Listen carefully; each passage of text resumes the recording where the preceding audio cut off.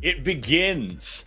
Hello, dear viewers, friends, family, people out there in the land of the internets. My name is Forrest, Lord of the Valkais, and I join you. I am today. Hi, Matt's here too.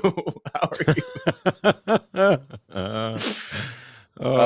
With all the mess. It's just exactly like we didn't rehearse it. Yeah, exactly. With everything happening before the stream, I'm all over the place. How are you today, my dude? I am okay. I just got back from St. Louis. I got measurements taken because I'm going to go back up again in October and get a replacement mouth.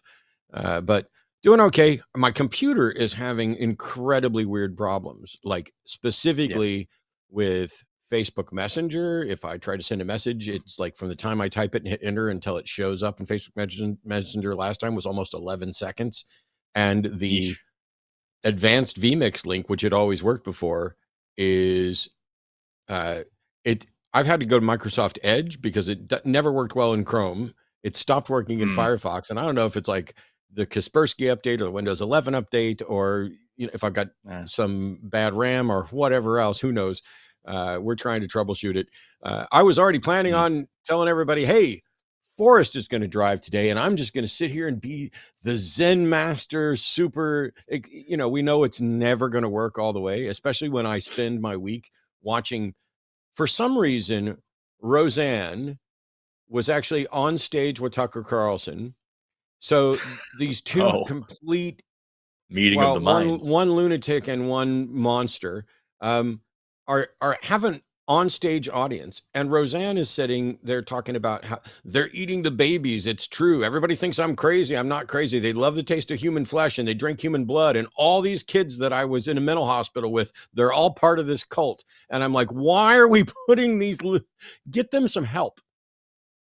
I guess you can't force help on Roseanne, but what's crazy is like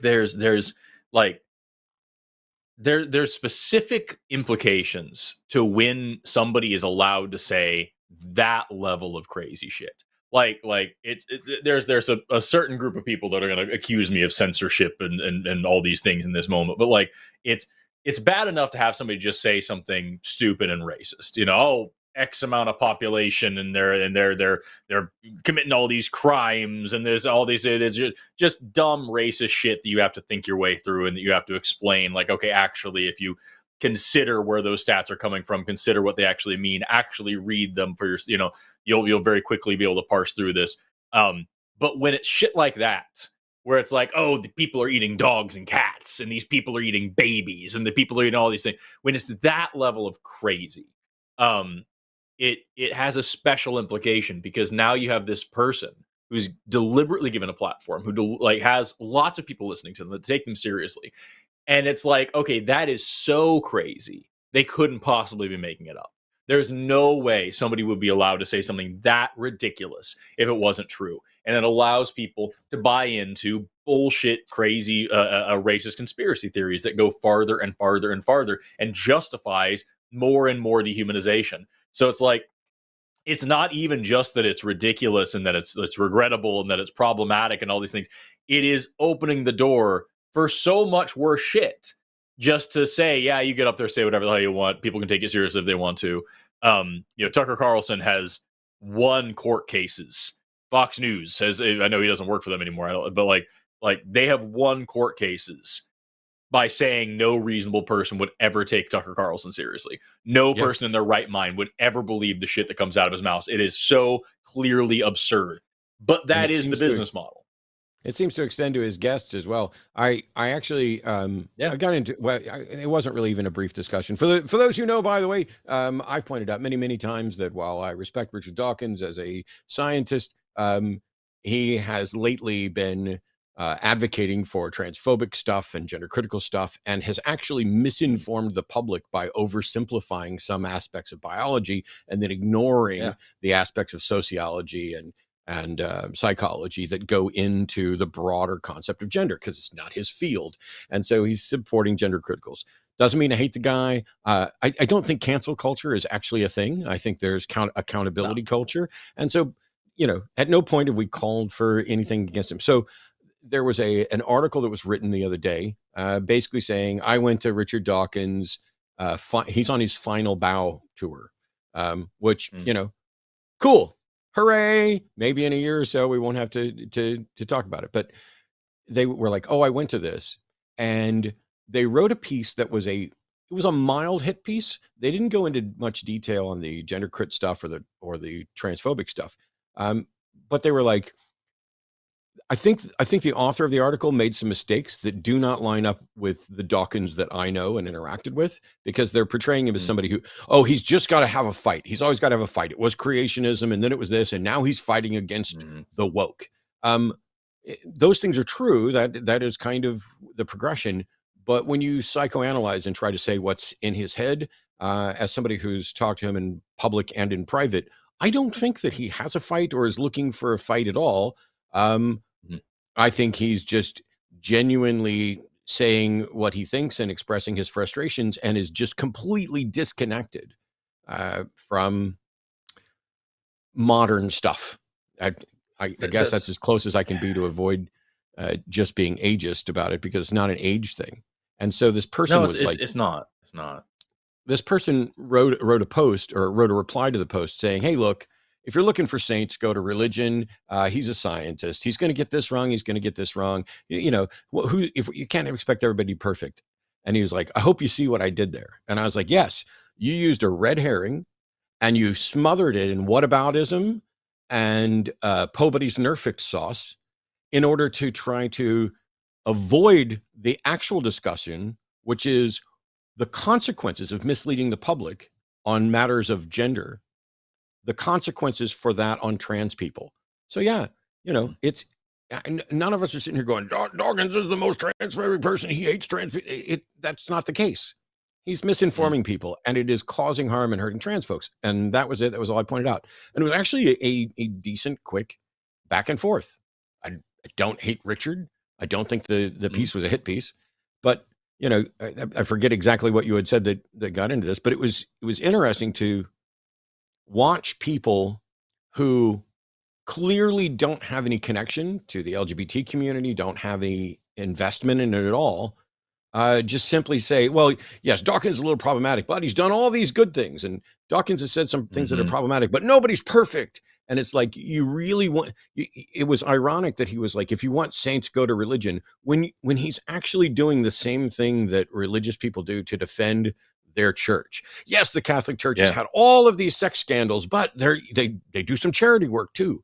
It is absolutely whataboutism. And it was frustrating, because I genuinely liked the events that I did with Dawkins. I understand they said, oh, he's boring. Well, Richard can definitely be boring. It's very difficult. He was one of the most difficult person I ever worked with to get him kind of out of his shell. But once I figured out what questions to ask to get the conversation going, then he's excited and on fire. When you ask him questions about stuff he knows about and cares about, he lights up, and it's wonderful. And if you ask him other things, like, he'll be like, why are people asking me for my opinions on this? It's not my field. And I wish he would extend that to trans issues. And it's crazy, because I don't even think that's a criticism. I'm the same way.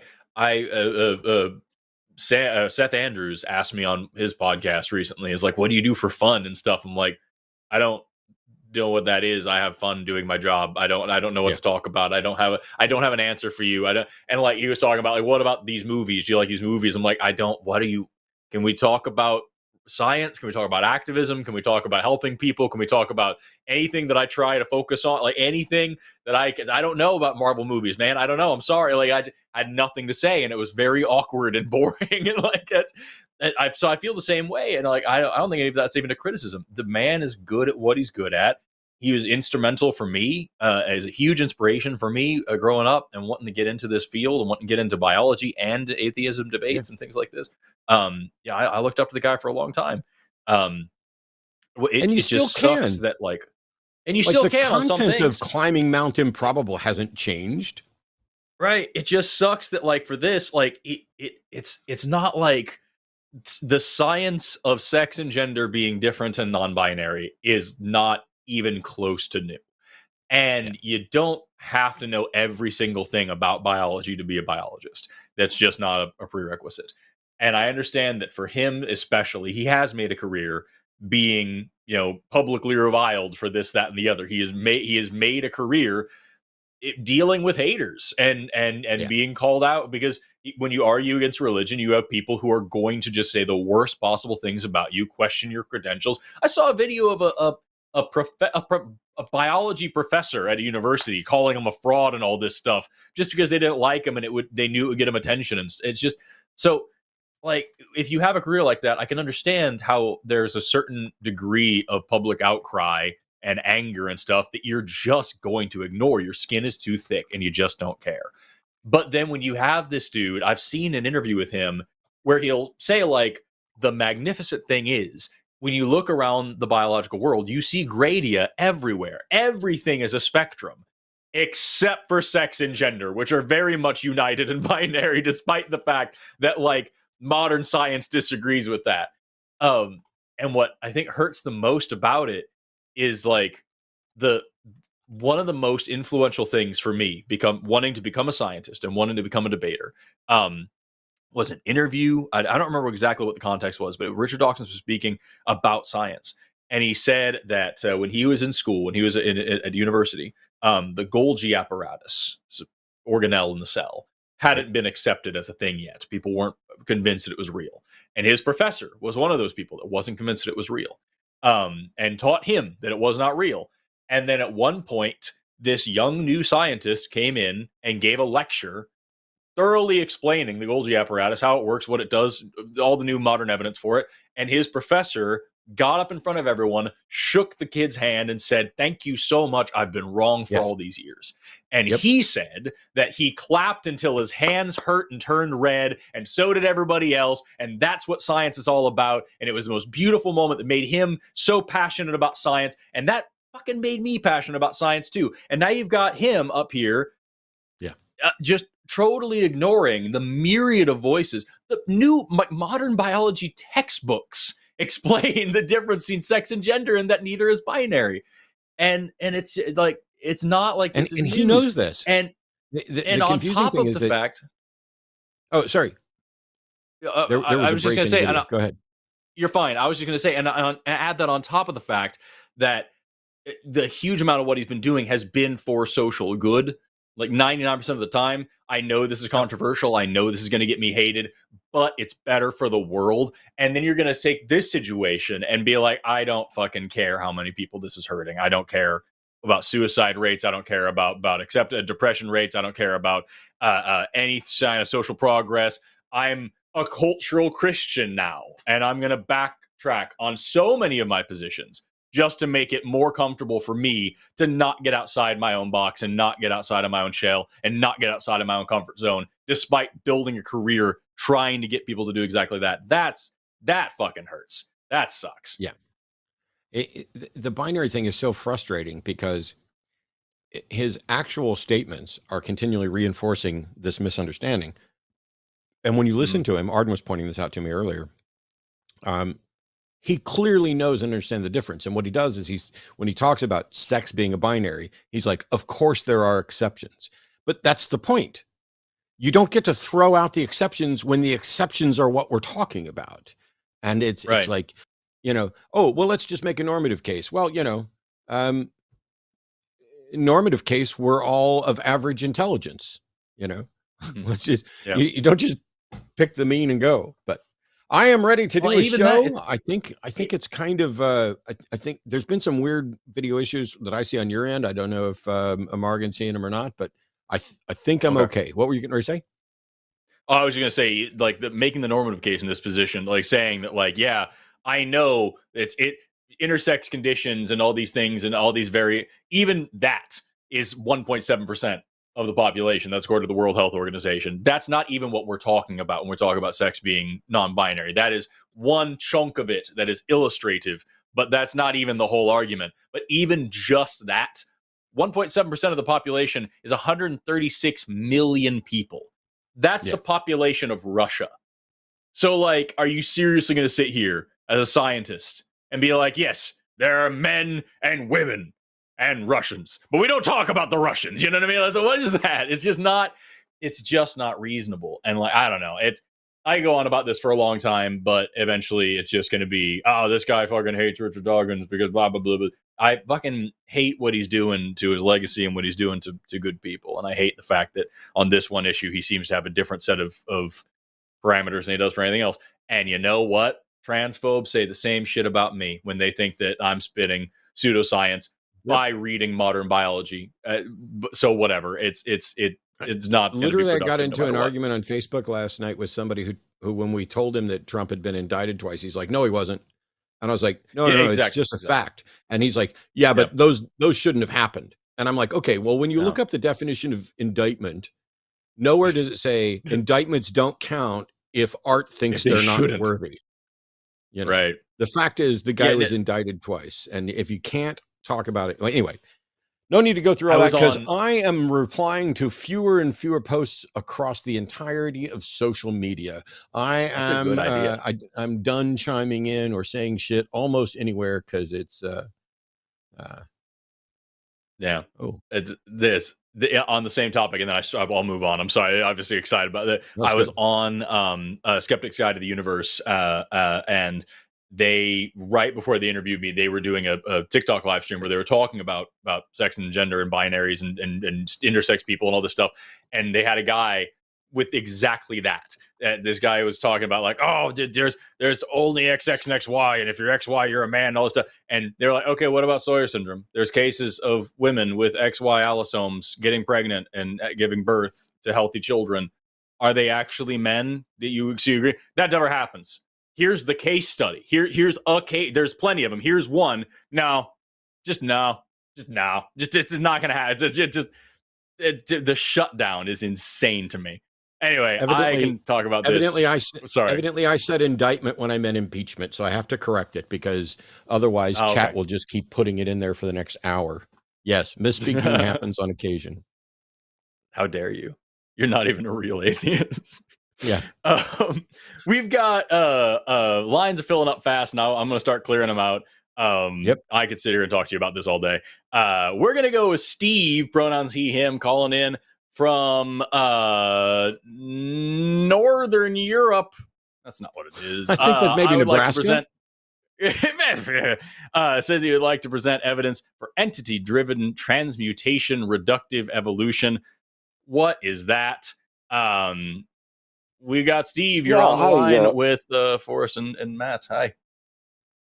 Yeah. Hey, Forrest. And for Matt, I wish him well on his upcoming dental surgery. I've had dental implants done, so I know how discomforting and difficult they may be. So hope that goes well for you. But and then I heard your conversation before you jumped to my call, and I bet you Pine Creek. Have you heard of that name? You probably have.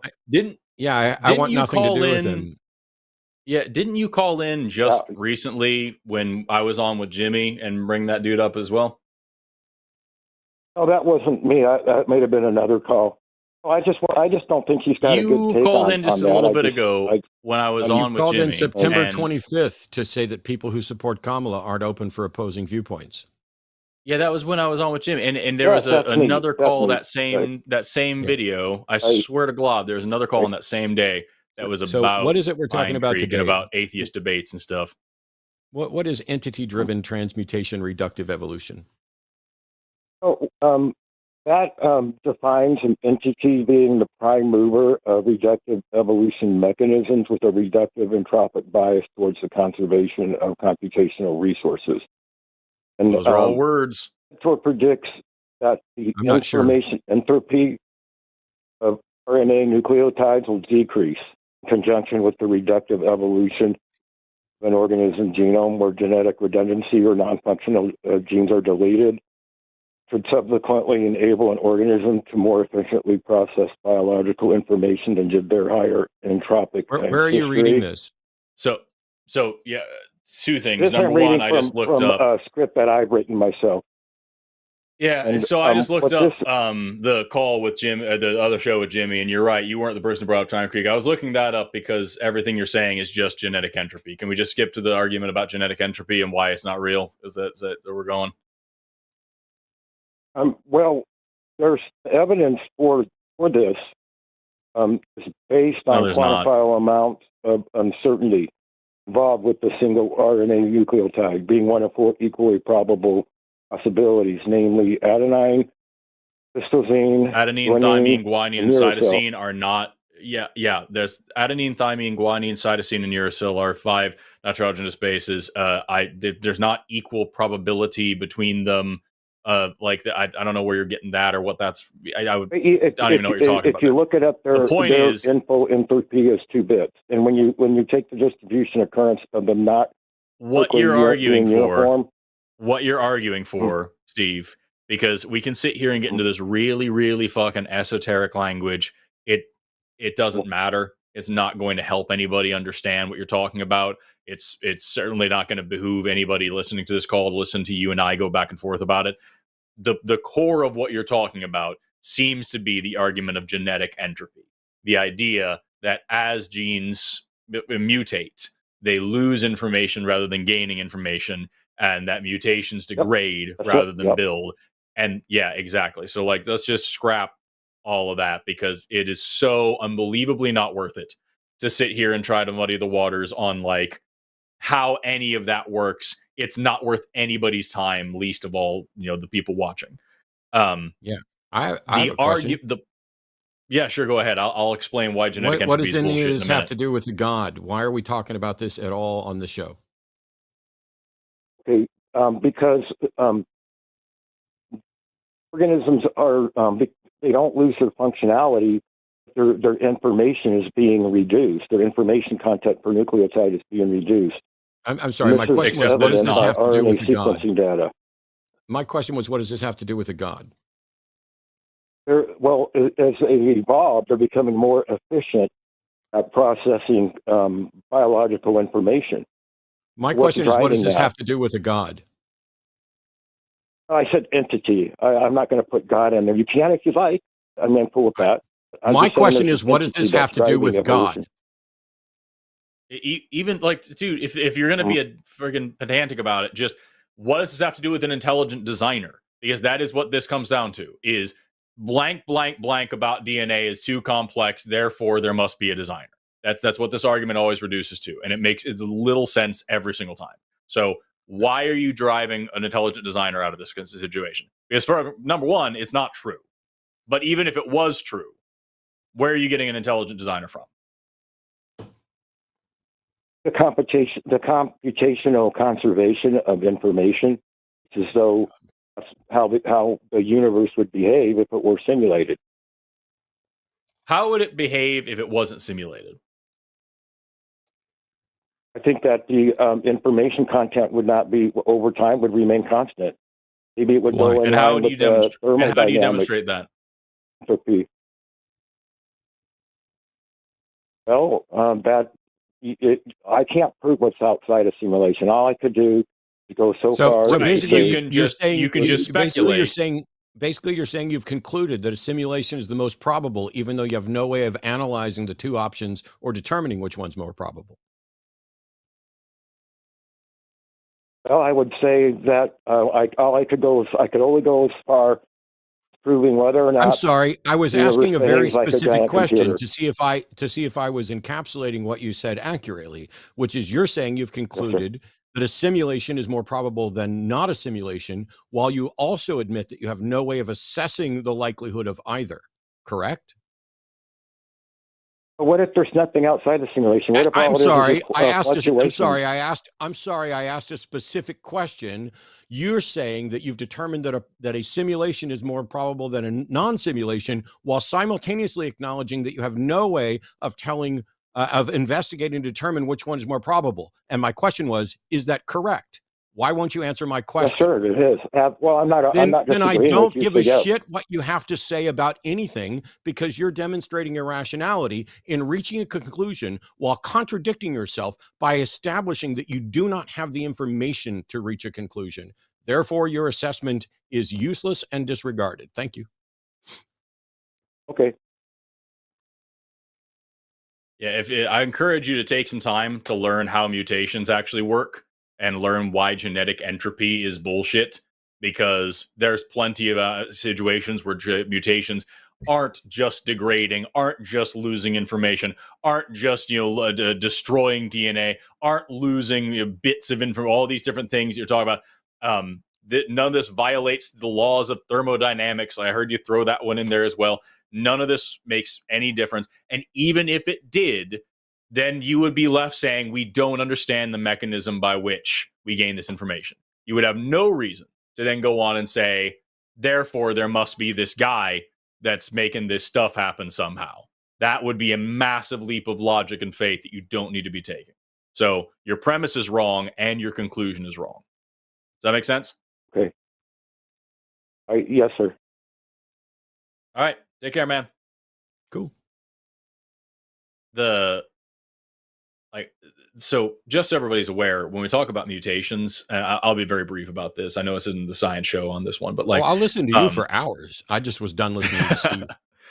Yeah. What's frustrating about that? There's this famous, kind of just anecdote story thing, like this, professors and student are talking, and the student says, or the professor says, I forgot how to say, but one person says, how is it that so many people believed that the sun revolved around the earth instead of the earth revolving around the sun, or the earth spinning?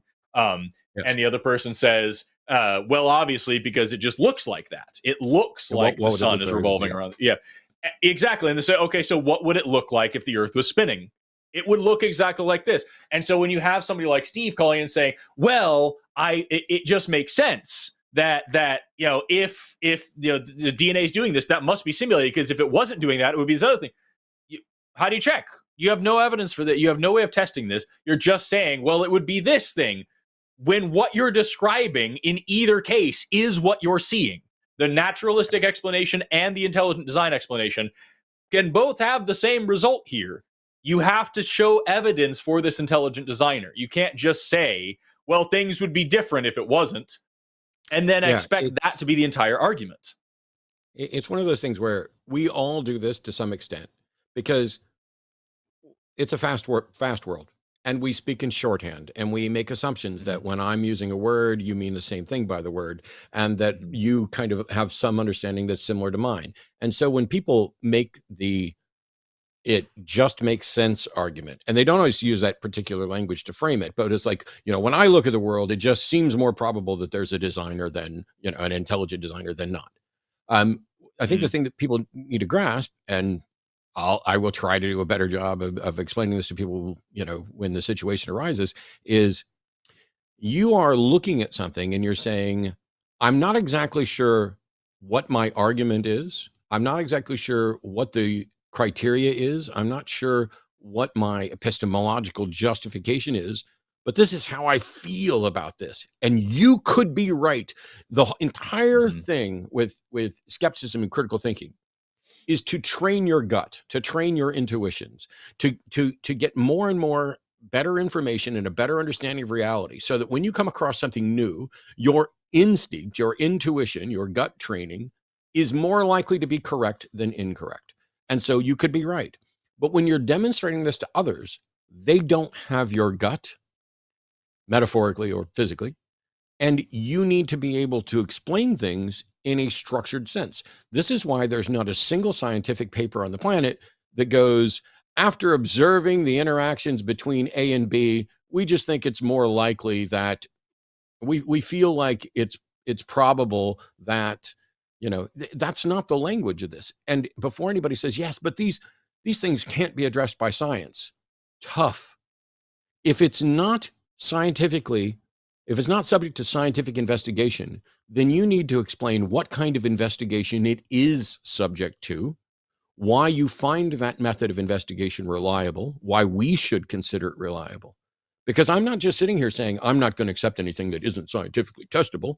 I accept all kinds of things that may not be scientifically testable. But the criteria for those is a little different. Yeah, absolutely. And I'm also going to just very briefly, just so everybody knows, you can go check out my Light of Evolution videos if you want to learn a little bit more about mutations. I'm also probably going to make a biologic about it later on, but there's lots of different kinds of mutations. Mutation doesn't just mean random scrambling bullshit. Like there's a bunch of different kinds of mutations. A point mutation, if you take a sequence like this sequence here, A, B, C, D, E. There's a sequence. You can do a point mutation, which would just be changing one letter. A, B, B, D, E. That's a point mutation. We change one letter, completely changes the meaning. We could do an inversion event. A, D, C, B, E. Oh, that's supposed to be an E. That completely changes. We just flip something around backwards. We can do a deletion event. A, E. It's now a totally different sequence. We've changed it again. We can do a duplication event. A, B, C, D, B, C, D, E. It's completely changed again. We can do a translocation event where we take some gene from some part of a gene from some other place in the genome and move it over here. A, B, C, W, X, Y, D, E. Again, it's changing it again. And so like there's lots and lots of different types of mutations out there. What I've given are very rudimentary introductory ones. They're just the basics, but like you can have all sorts of different like ways that genes can be moved around and mixed up and turned around and duplicated and all sorts of things. A point mutation can be either silent, meaning it has no real effect, nothing changes. It can be a missense mutation, meaning it codes for a different amino acid now and changes the protein that it was coding for. It can be a nonsense mutation, meaning it codes for stop, and it completely, the rest of that protein is not being synthesized anymore. Proteins sometimes do dual coding, which means you start reading at different points on the gene and produce different effects. Genes include introns and exons. The introns have to be removed in order to mature the DNA. Depending on which introns are removed or where or why, you can produce different effects, different genes, or the gene can be expressed in different ways. So there's a million different factors that will play in here. And none of that's even bridging over to epigenetics, changing which genes are actually read, how often they're read, whether they're overexpressed, underexpressed, not expressed at all. It's the reason why you have the same genome, the same DNA in your eyeballs and your bones, and yet your eyes are made of eye stuff and your bones are made of bone stuff. It's because different genes are turned on and off in these different cells. And you can affect that and cause different morphological phenotypic effects in a body that can be intergenerational between a couple of generations or transgenerational that last, presumably forever and can affect the evolutionary trajectory of your entire lineage without actually changing the DNA. So there's a million different ways that this works. And it is completely ridiculous to just say, well, any change of information is loss of information. It's all just deleting, it's all destroying. That just doesn't make any sense. And it just shows that you're listening way too much to creationists and not to scientists. Sorry, Matt, you look like you have a thing to say. Two quick things. One, remind me later, probably after the show or whenever we get time to talk. I got into an argument with some Kenyan sandboa breeders about paradoxing and recessive traits. But also everybody was marveling about your whiteboard. But you should marvel that I have a Galton board right here. Yeah. And when Forrest referenced a Galton board one time on the show, it was also right here because it's always on my desk. And I was like, I have a visual aid to help Forrest. Just boom, here we go. I love that thing. I had one of those for a minute and I used it to teach with, and then I got rid of it, but I want to buy another one. They're so freaking cool. And they're such a good demonstration of like how sometimes math makes more sense than sense does. You know what I mean? Yeah. Cool. Well, we've got more. Right, we got another one. Yeah, let's do it. We got Xavier. calling in, and maybe Javier, please let me know. Calling in from Miniature Iguanas is a deist who has questions about death and about souls and about energy. Either Xavier or Javier, you're on the line with Matt and Forrest. How are you doing? I'm doing good. How are you, Forrest and Matt? Hello. Doing fine. I finally figured out that Forrest is doing a bit that I tried to correct, so now I'm caught up. I'm doing a bit? What? You know that, maybe being stupid. Yeah. Because you just mentioned them, I actually have a Kenyan sand boa. Oh, nice. I've got 2 of them, but we haven't done anything. They were gifted to me. How old's yours? I think she's 3 years old. Nice. Apparently, a friend of my brother dropped it off at his house. He's like, I can't take care of this. But he just dropped it off with us. Now, I'm terrified of snakes, so my wife takes care of it. But nothing to be scared of with Kenyan sand boas. What else have you got for us today? I don't have any children myself. I don't know about it, but I do love snakes. I have 3 cats, so 3 cats. Let them play with the sand boa. I've called in a few times, and it's pronounced Xavier, like Professor Charles. Right on. And when I first called Forrest, it was with you and Jordan, and I was a theist who just believed because, I guess. And I after we talked, I took several months. I stopped listening to the line for a bit. I took a few months to just really think, especially do I care if anything I believe in is true? And just honestly with myself, I'm a deist because I still believe, but maybe not specifically in a theology. But my question today was specifically about, so chat might remember me as the guy with the Catholic cult dad. Okay. It's a long story. I don't need to get into it. But I'm always deconstructing, and there's like a lot of wild arguments that, like, when theists will say, like, oh, this thing happened. And you're like, did it though, or did you just hear that it happened? And one of them was when your body dies, you get a bit lighter, and like apparently that's the soul leaving your body or whatever. And also bullshit. That doesn't happen. It's based on it's based on this study by this dude that was unethically experimenting on people as they died. Also poisoned a bunch of dogs to weigh them when they died as well. And when he didn't, it's supposedly your body loses like 20 something grams as you die, and that's your soul leaving your body. But it doesn't happen on all the dogs he murdered. He can't repeat that evidence. And he tried to explain it away by saying, well, dogs don't have sweat glands, so I guess you sweat your soul out or something like that. Amazingly, it's just, I don't know, dude. And like the thing is, it was totally unethical experiment with shoddy methodology that doesn't hold up, tiny sample size that doesn't hold up. I don't think anyone's attempted to recreate it, because why on the fuck would you try to weigh people while they died? But like, yeah, it's an outdated urban legend. We have no evidence that your soul has weight, and if it did, then that would mean that it was made of something, and then we would need to ask questions about what it's made of. Because apparently it's not even. The thing is, if you were to put helium or any other gas that's lighter than air in my body would become lighter, right? You have a lifting gas placed in me. The fact that the soul apparently has weight means that it's heavy. It's heavier than air. And yet so where is it falling down? It doesn't go up to the sky then. It must sink. Otherwise, your body would get heavier when the soul left the body. So clearly, heaven is below you, not above you. And somehow the soul is made of something that can permeate the earth. Maybe neutrinos. Maybe the soul. Exactly, yeah.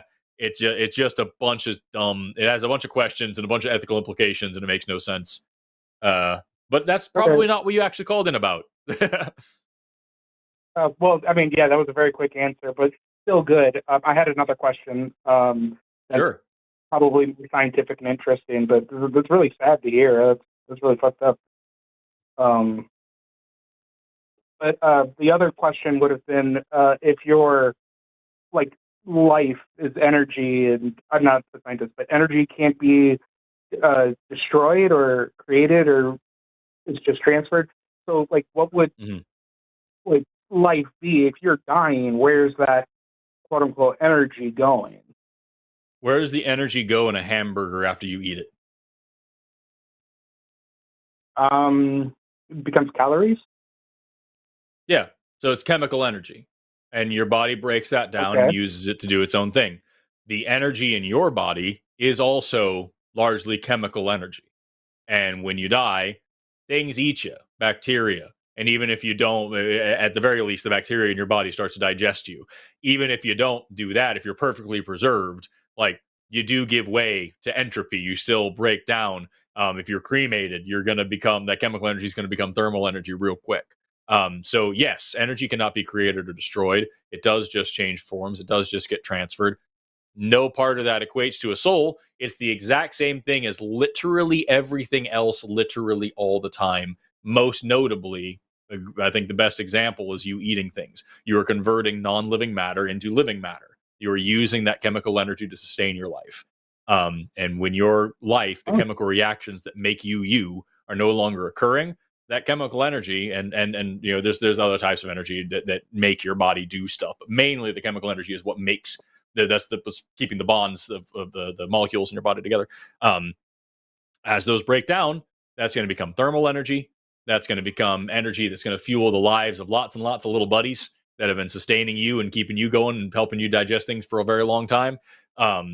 It's going to do a bunch of, it's not going to be much mechanical energy except for maybe you falling apart, but like, yeah, it's just going to change forms the exact same way. No part of that means soul. Well, yeah, none of it would necessarily mean soul, but that's why I'm curious because, like, you know, how I wouldn't know how to go about looking for that information without also, like, probably getting a bunch of nonsense. Especially, I don't have, how would you say, the vocabulary to necessarily read something that, I listen to you guys a lot. I'm actually a big fan of the show. I watch you guys all the time. I would wear the Lord of the Rings rant on a T-shirt. I would pay good money for that rant on a T-shirt. I was also a fan of your podcast. Please bring it back for us. Yeah. So one thing, you don't need to be some great erudite expert in order to understand this stuff. I mean, it's you can just get into the basics of biology and chemistry and understand it. I think the biggest thing that you and that other people might benefit from understanding is what's called biogeochemical cycles, which sounds way scarier than it is. Just break that word down: biology, geology, chemical cycles. These are the cycles by which all of the parts of your body, the things that make the things that make the things that make you, are recycled throughout every part of every ecosystem and every biome throughout the entire planet. The carbon cycle, the nitrogen cycle, the phosphorus cycle, the hydrological cycle. All of these things, the atoms and molecules that make up your body are borrowed. You borrowed them from the last several billion creatures that use them, and then the planet before that. And plenty of things are going to borrow them from you whenever you're done with them as well, as they have been your entire life. Every time you evacuate waste, those parts of you, every time you poop, every time you pee, every time you shed skin cells, every time you breathe out, every time you sweat, you're extruding lots and lots of molecules that are being utilized by other creatures, by other life forms, and also by other geological and environmental processes. To talk about water, the water cycle involves your body. It evaporates and it condenses and it precipitates, and you drink it and you pee it, and then it evaporates and it's all, you're part of it. And so you are connected to every single part of this planet, and indeed every single part of the universe around you as well, at least in a processual way. And when you die, you're going to be continuing to be a part of that system. The carbon, nitrogen, the phosphorus, the water, the oxygen, all the things that make you are going to become a part of other stuff. And just as you borrowed them from other things as well. None of that means soul. It just means connection. And it's fucking beautiful. And you don't need magic to fill in the gaps of how beautiful that is. It is beautiful enough on its own. Yeah, I definitely agree with that. I think I might know what you're going to say to this question then. So, like, the life that's in me, that's making me alive and No such thing. making my body extrude all those things, it's the same kind of life that's in, like, a plant. Life isn't a thing that is in you. Yeah, that's a really important thing, is that, like, it's when we talk about this, life is the emergent property of a shit ton of different chemical reactions happening all at once. It's not like you can go get a tablespoon of life from the kitchen. It's a process, just like fire is a process. So, like, fire isn't a thing in and of itself. Fire is just a name that we give to the chemical reaction of converting hydrocarbons and oxygen into carbon dioxide and water. That chemical reaction is called fire. And it's the same thing with life. Life is a bunch of different, what we call anabolism and catabolism, coming together to form metabolism, the total sum processes of your body that allow you to do stuff like talk and think and eat and breathe and poop, like all these things together. And so, yeah, a plant is just as alive as you're alive. It's doing different stuff with slightly different resources and slightly different products. But at the end of the day, it's just a series of chemical reactions, and you share a common ancestor with those plants.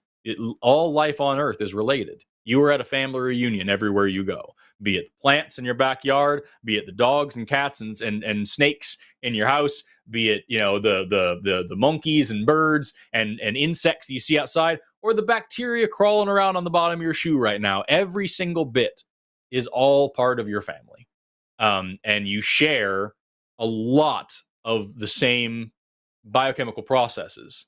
Some of them are more specialized for life in particular environments or different types of bodies, but by and large, it's the exact same things working the exact same way. You have the same 4 basic building blocks of life in all of those cases: proteins, lipids, carbohydrates, nucleic acids make all those things the same ways. Carbon, hydrogen, nitrogen, oxygen, and phosphorus make up 96% of all of you together. It's all the same stuff, doing the same stuff, same way. Wow, that's really cool.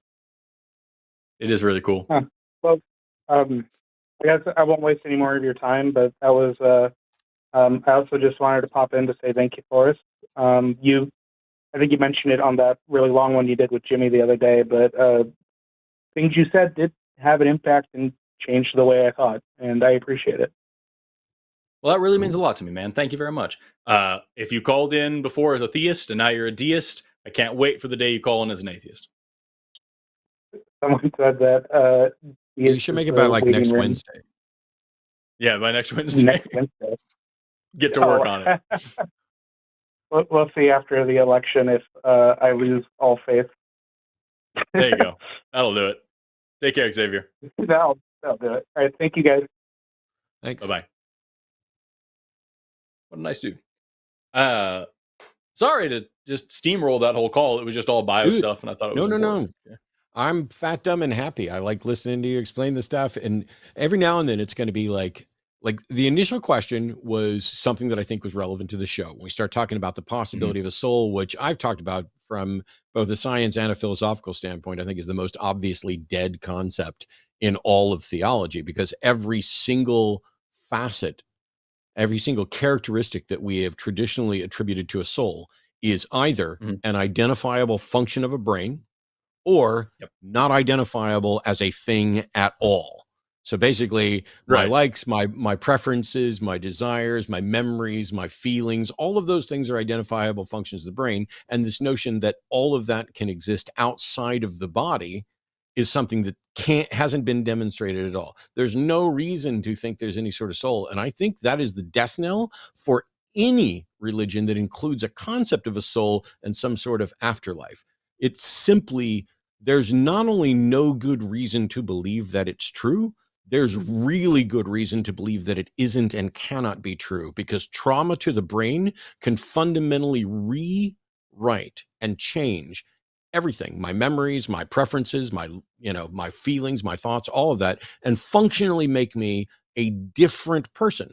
Now, when that happens, is my soul no longer steering this ship? Did my soul get changed too? If my brain and my soul were Christians, and my brain gets changed to where it's now an atheist, is my soul an atheist, or is my soul going to hell, or is my soul just sitting there as a Christian trapped in my brain, unable to do anything? None of that makes any sense at all. And if in fact you're going with the thing of, well, yes, your brain has been damaged, and so your soul is no longer in charge. Awesome. That means that a brain can function and pilot a body in a way that is indetectable from one being piloted by a soul, which means you could completely remove the soul and my brain would continue to function and I would continue to live. So now you have two people standing there. One of them has a soul, one of them does. So let's make it three people. This one has a soul, this one doesn't have a soul, and this one has a soul that's not steering the ship anymore.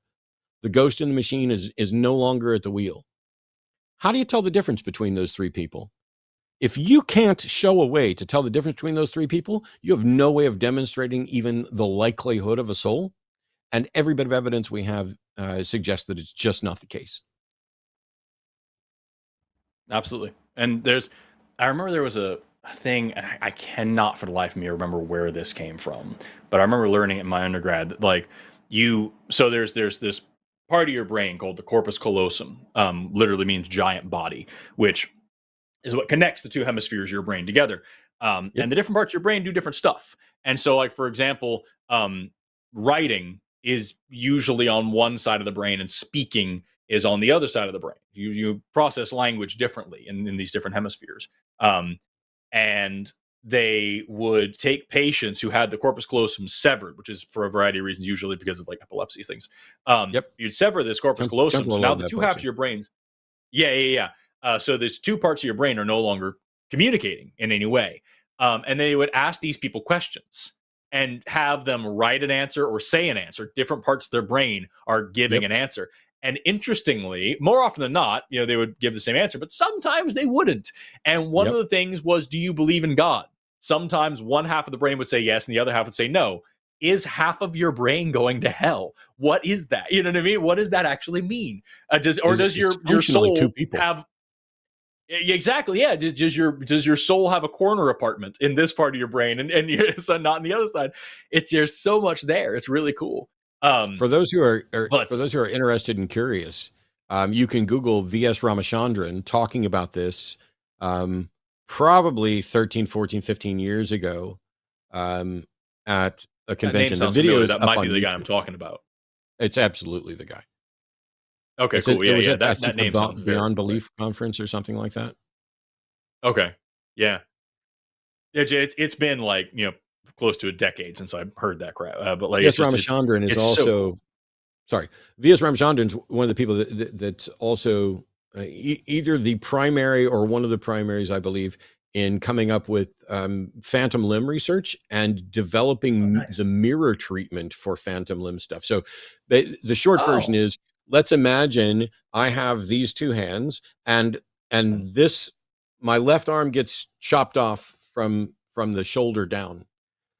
There's a syndrome where it will still feel like I have a limb there and I can still feel pain.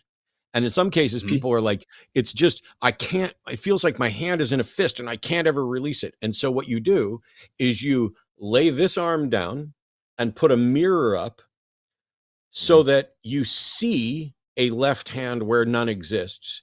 And then by opening this hand, you can release the pressure on the hand that doesn't exist. You can also do potentially cruel experiments of hitting the phantom limb like with a hammer, and you will react as it's some really awesome stuff. I definitely look up V.S. Ramachandran, and there's a bunch of great talks about that. I remember hearing the first time I learned about that specific mirror treatment for phantom limb. I remember them talking about like they would just apply like bandages to the arm that was intact pointless bandages, completely pointless, didn't do anything. But seeing what looked like their other arm being bandaged, the pain just went away. They were getting the treatment that they thought they needed on this limb that didn't exist. And like shit like that. So fucking cool. So fucking cool. Yeah, look that shit up because it's genuinely amazing.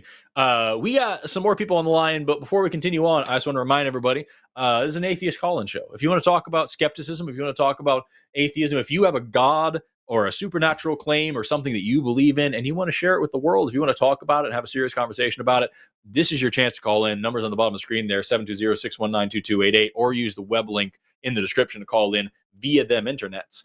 If you're an international caller, if you just don't want to use your phone, it's whatever. I'm not here to judge. I'm not a cop.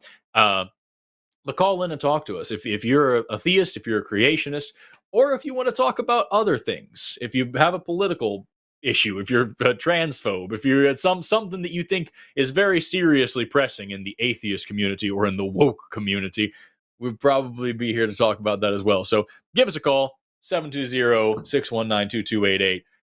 And while we wait for all of them to pour in, because I see we've gotten several people already, blocked in the chat who are here to proselytize to us. Call us. We're going to take pronouns he, him, calling in from Cuddly Aardvarks. Love that. Is a Hindu with subjective idealism view. Says the physical world is secondary to the cognitive world. We got a lot to talk about there. You are on the line with Matt and Forrest. How are you doing today? Hey, I'm good. How are you guys doing? Never had a bad day, man. I have had bad days. Good to hear that. They get better. Mm-hmm. All right, so tell us what you're talking about here, because I can read your call screen thing here, but I'm probably not going to do it justice. And quite frankly, I don't know what exactly it is you mean by subjective idealism. I want to know more about it. So tell us what you're talking about.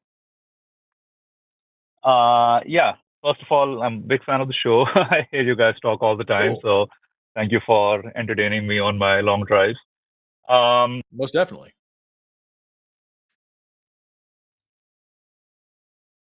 Oh, no. Did we lose come the on. caller? It still says it's running. Your phone might have gone to sleep. You're calling on the web thing, so you may want to look at your phone and tap it and actually tap the browser that you called in on to wake it back up. Wake it up. Can you? Yep. Can you there it is. Yeah. All right. Yep. All right. Let's pause. Let's pause for just a second. I want to make sure everybody's clear on this. You can call in by calling 720-619-2288, or you can go to the link below the show and call in through Call In Studio's web thing. However, if you do that and you're on a cell phone, cell phones go to sleep, and they go to sleep at different things in order to save stuff, and they will put your browser to sleep. And so nobody will be able to hear you. All you have to do is wake your phone up, tap the browser. It will come back to life, and then we'll be able to hear you. So please, continue. Thank you. Yeah, sorry, that touching the browser definitely worked there. So yeah, I was saying most of your callers are Christian, so I'm not sure if you're familiar with like Hindu philosophical thought at all. I come from a school of Hindu thought. I come from a school of Hindu thought known as Advaita Vedanta. Advaita means non-dual. So essentially, it's the non-dual metaphysics, essentially, where the central idea is that everything is Brahman. You can call it God, you can call it reality. It is only accessible to us, the subjective experience of being I, like I am is God. God is present to us as ourselves, and the world as we see it, the phenomenal world, is purely an illusion. It's like a dream. Like there is no way to distinguish between dream and reality. One is just a short dream, one is a long dream. That's the only difference. How do you demonstrate that? Yeah, so that's a good question. Like, so when you say demonstrate that, I presume you mean how do you demonstrate it through, like, phenomenal evidence. I don't know what the process is. It's a claim, and I'm wondering What justifies believing that that claim is accurate? It doesn't matter how you do it. I'm just wondering how it's done. I think so. You get through. I mean, there is a problem. If your phone went to sleep again? Sorry. Yeah. Can you hear me? Yes. I'll keep touching the screen. So within like Hinduism, there are various paths to reach this goal. Like once you understand this goal, that is the end of the path. You are enlightened, so to speak. And there is a devotional path, there is a path of knowledge, there's a path of yoga. I personally follow the path of knowledge, which is like you know it by um, understanding the central tenet that you are that. Um, and I guess it's a matter of That belief, like doesn't make if any you sense actually to me. true. So, okay, let me ask you this. How do you know that you are the body? There is no evidence for you, your subjective self, thinking that you are this physical body. We just reject that supposition and go from there. So it's I not have so no much a matter evidence. of proof. I have no evidence that there's anything more to me than my physical body. But what I'm saying is you don't even have evidence that this physical body is yours. I'm saying I have like loads. you're I have loads of direct experience with my own physical body, and loads of reports from everybody else who experiences their body. And every bit of discussion and thought about it summarizes things in terms of this is me, I am this, you are that. The so the principle, the Occam's razor, essentially the principle of not multiplying entities unnecessarily, suggests that the default position is that I am probably my body, and if I'm more than that or something else, that would need to be demonstrated, and that's why I'm asking how you demonstrate it. yeah, so the way I see it is that concluding that I exist, I'm clear about my own existence because I am me. I end at the extent of my body is I would say it's a tall claim. Either I am nothing in the physical world, No, I'm just I'm me, sorry, but or I'm everything. I'm sorry, but you're fundamentally missing the point. At no point am I saying I end at my body. I'm saying that if I don't end at my body, the people claiming that I don't end at my body are the ones who have made a claim that they need to demonstrate. I'm not saying that I know what is. Yeah, I'm just saying that at I, a minimum, I seem to be my body, and there isn't evidence that I am more than that.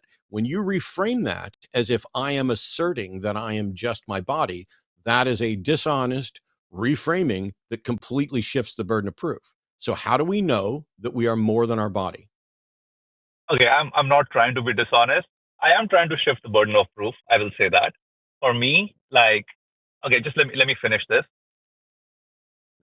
The starting point is I exist. After that, what am I is the question. Now, if I consider my entire phenomenal sphere, everything I experience, that includes the whole world. So either I can conclude I'm the whole world, or I can reject all phenomena and claim that I am none of this. The No, those are claim not that the I only am two specifically options. this body. That is an absolute false equivalency, that because you experience things that we identify as me, I experience things that I identify Yep. as me, my experiences and feelings, and I experience things that identify as not me, which is Forrest is How do not you me. say? How That do you make? wall. Please let me How finish. do you? Please let me Sure. finish.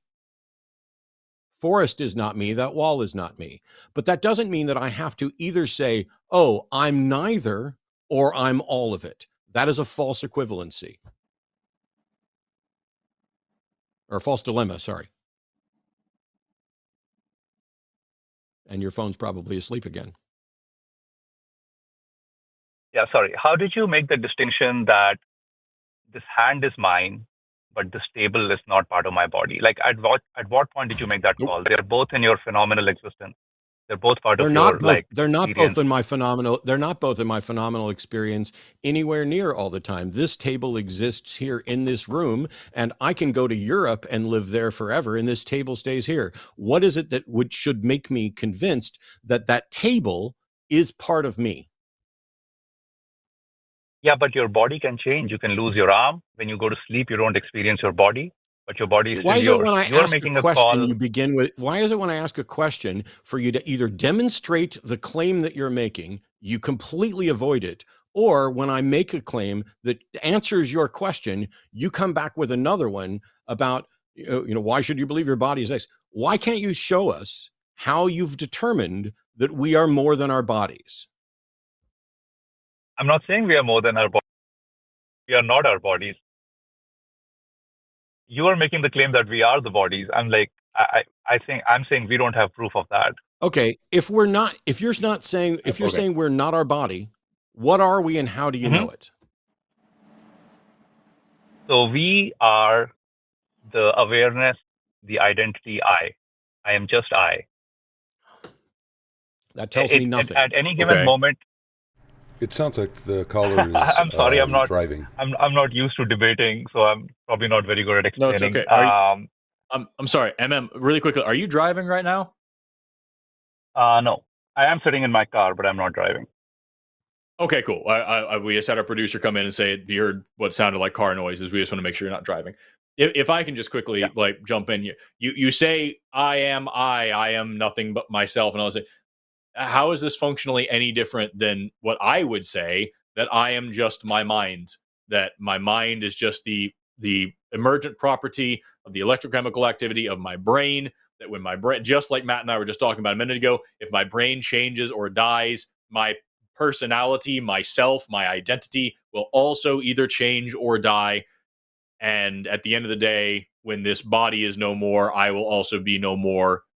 Why does what you're saying fits perfectly with a materialistic, naturalistic worldview as well? So why make the leap to then say that there's some sort of idealistic situation here? So because I'm not saying that I am the mind either. I'm saying I'm not the body and I'm not the mind. Both of those are just like phenomena in my experience.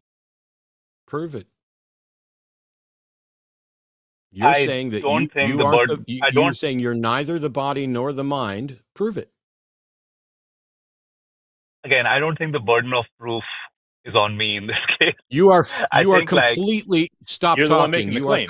Stop talking. You are completely wrong. The burden of proof is on the person making the claim. If your claim is we are not merely the mind or the body, then you've adopted a burden of proof, which you'll either meet or you'll fail to meet. If you say the sky is pink and made of bubblegum, you've made a claim that you now have a burden of proof. I don't care if you think you have the burden of proof. You're reaching the conclusion that you don't have the burden of proof is probably why you believe something that you can't demonstrate. Now, can you demonstrate this or not?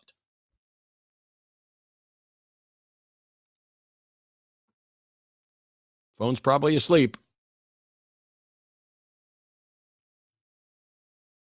We are all born with the presupposition that we are the body or the mind, or we're not born with it. We gain it at some we're not born with it. At some early age. At some early age, we start thinking of ourselves as the mind and the body. I think that is a positive claim. I'm claiming we are not those things. So just like I'm claiming I'm not the sky or I'm not the pillar. Your claim is positive. No. Stop. I'm not claiming we are only our mind and our body. I'm claiming that it seems that we are our mind and our body, and this is the general way that we have assessed this. I'm not making a claim about what we are at all. You're making a claim. You are making the claim that we are not our body and not our mind. Can you demonstrate that that claim is true or not? Yes or no? I cannot demonstrate it. Then but I this do is agree a waste of time.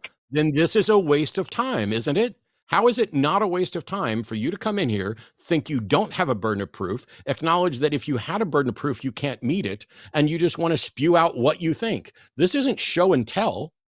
This is demonstrate or leave it alone. I guess what I was hoping for is you'll engage with me when I ask you that I agree. It seems like I am the body and the mind.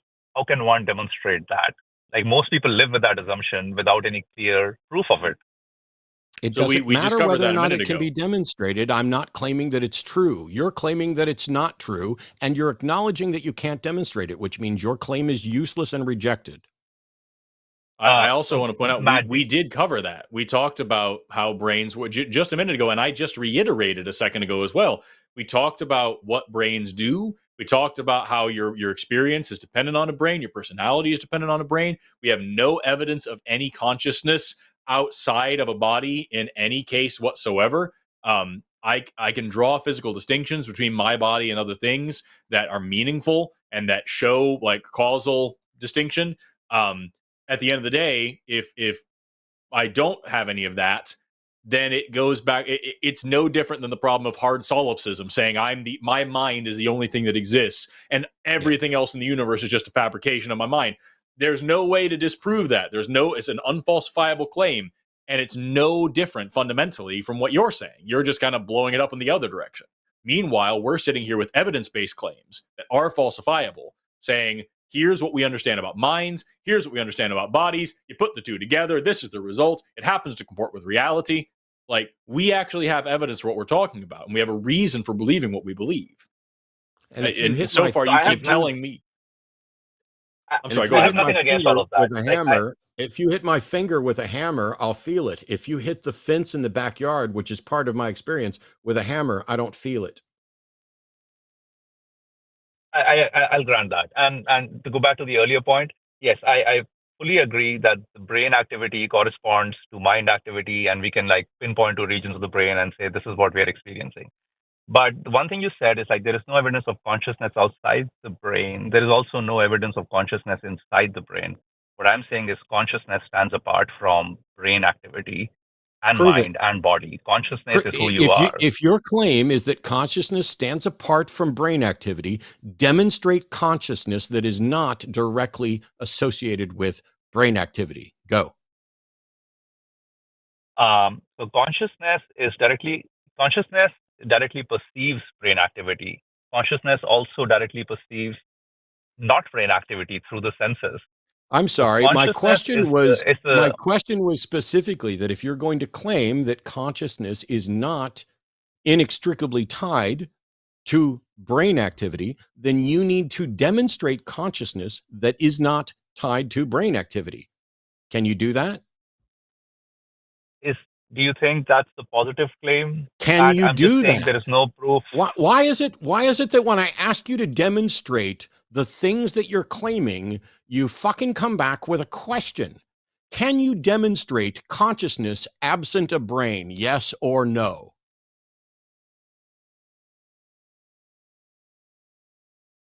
Your phone's probably asleep again.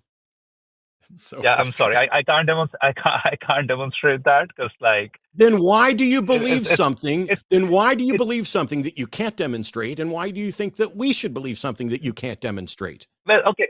Do you believe that consciousness arises in the brain? I don't know. Yes. I'm not proposing an explanation for consciousness, but that's at least a potential one. But why don't you answer my question instead of coming back with a question? Why do you believe something that you acknowledge you cannot demonstrate? Most people believe consciousness arises I didn't in ask their what brain. most people believed at all, MM. I asked, why do you, MM, believe something that you acknowledge you cannot demonstrate? Why is this so fucking difficult? I'll tell you, it seems to me truer than the more common explanation of it arising in the brain. Congratulations. And most people.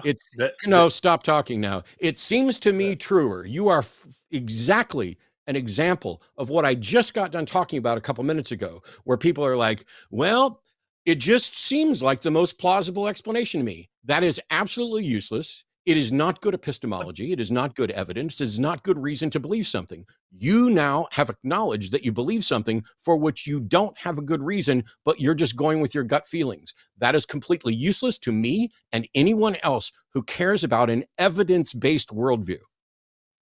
Also, we do have positive evidence. No, we have, as I have said several times, we do have evidence. We do have a reason to believe that a physical brain is associated with consciousness. Yes. So, like, we're sitting here saying the evidence is leading us to assume that the brain is what's producing consciousness, or at least is a big part of it. And then you're sitting here saying, yeah, but I have this other thing that I have no evidence for, and that's just as good. And it's not. It's just not as good. Maybe it's not my place to ask these questions to the hosts here, but what is your evidence that consciousness arises in the brain? Because every single example, every single example of consciousness that you or I or anyone else can point to is directly associated with a brain, and there are no examples of consciousness absent a brain. And while correlation isn't causation, the correlation is so strong, and the absence of any evidence that a consciousness occurs outside of a brain, and your admission that you can't demonstrate it either, is sufficient for me to tentatively, because that's what science does, tentatively accept that the most probable explanation, which doesn't violate the principle of parsimony, is that consciousness arises from the brain. But neither of us are asserting that we have a full understanding of consciousness at all. We're not the ones making claims we can't demonstrate. We are saying, I'm convinced this is the case because the weight of the evidence is such that that is the reasonable conclusion. But it could be wrong, and I will change my mind about it as soon as one of you people who think it's wrong present actual evidence, which you can't do. Fair enough. I shall do some research and call back. I wanted to discuss my worldview. This is a good point for me to get back on. I will say that I don't think there is positive research on consciousness can only be experienced subjectively. So people talking about their consciousness obviously presupposes a brain, because you need a brain to talk about things.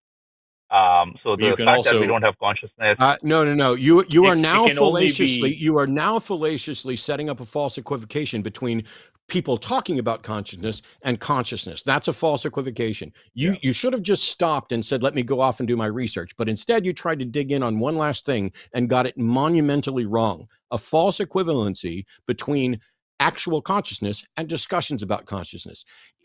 We can have discussions about any subject, whether they are a product of our brains or not. You don't get to dismiss the concept that consciousness is a product of the brain by saying, well, you need a brain to talk about it. That's absurd. We also need a brain to talk about. We also need a brain to talk about chemical processes that combine hydrogen and oxygen to make water. But that's not a product of our brain. And neither is the thing you said at the beginning, that you said that like consciousness is a subjective thing to experience. It can only be experienced subjectively. Correct. But it can be demonstrated objectively. So in the same way that I don't have the subjective experience of being rain, I can go out and measure rainfall and predict it and test it and understand it. Like it doesn't need that experience component to do science.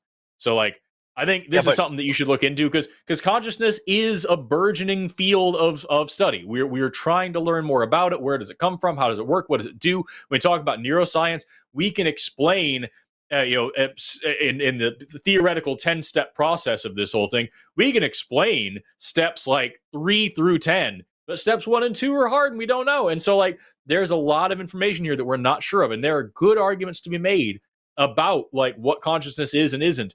But saying that it's something that's outside of the body is something that you have a huge amount of work cut out for you before you're going to be capable of making that argument. But with that, we're going to go and let you go and move on. Okay. All right. See you guys. Nice talking to you. Bye. Nice talking to you too, man. Yeah. He's a nice guy. I don't have anything against him personally. Just it would be great if you would, if you get asked a question, answer the question. Don't use a different deflection. You know what I mean? Yeah. And it would be so much easier. I'm sorry, go ahead. It would be so much easier if when I ask a question that you're not sure how to answer, you say, I'm not sure how to answer. Yeah. I don't know what the answer is. Cool.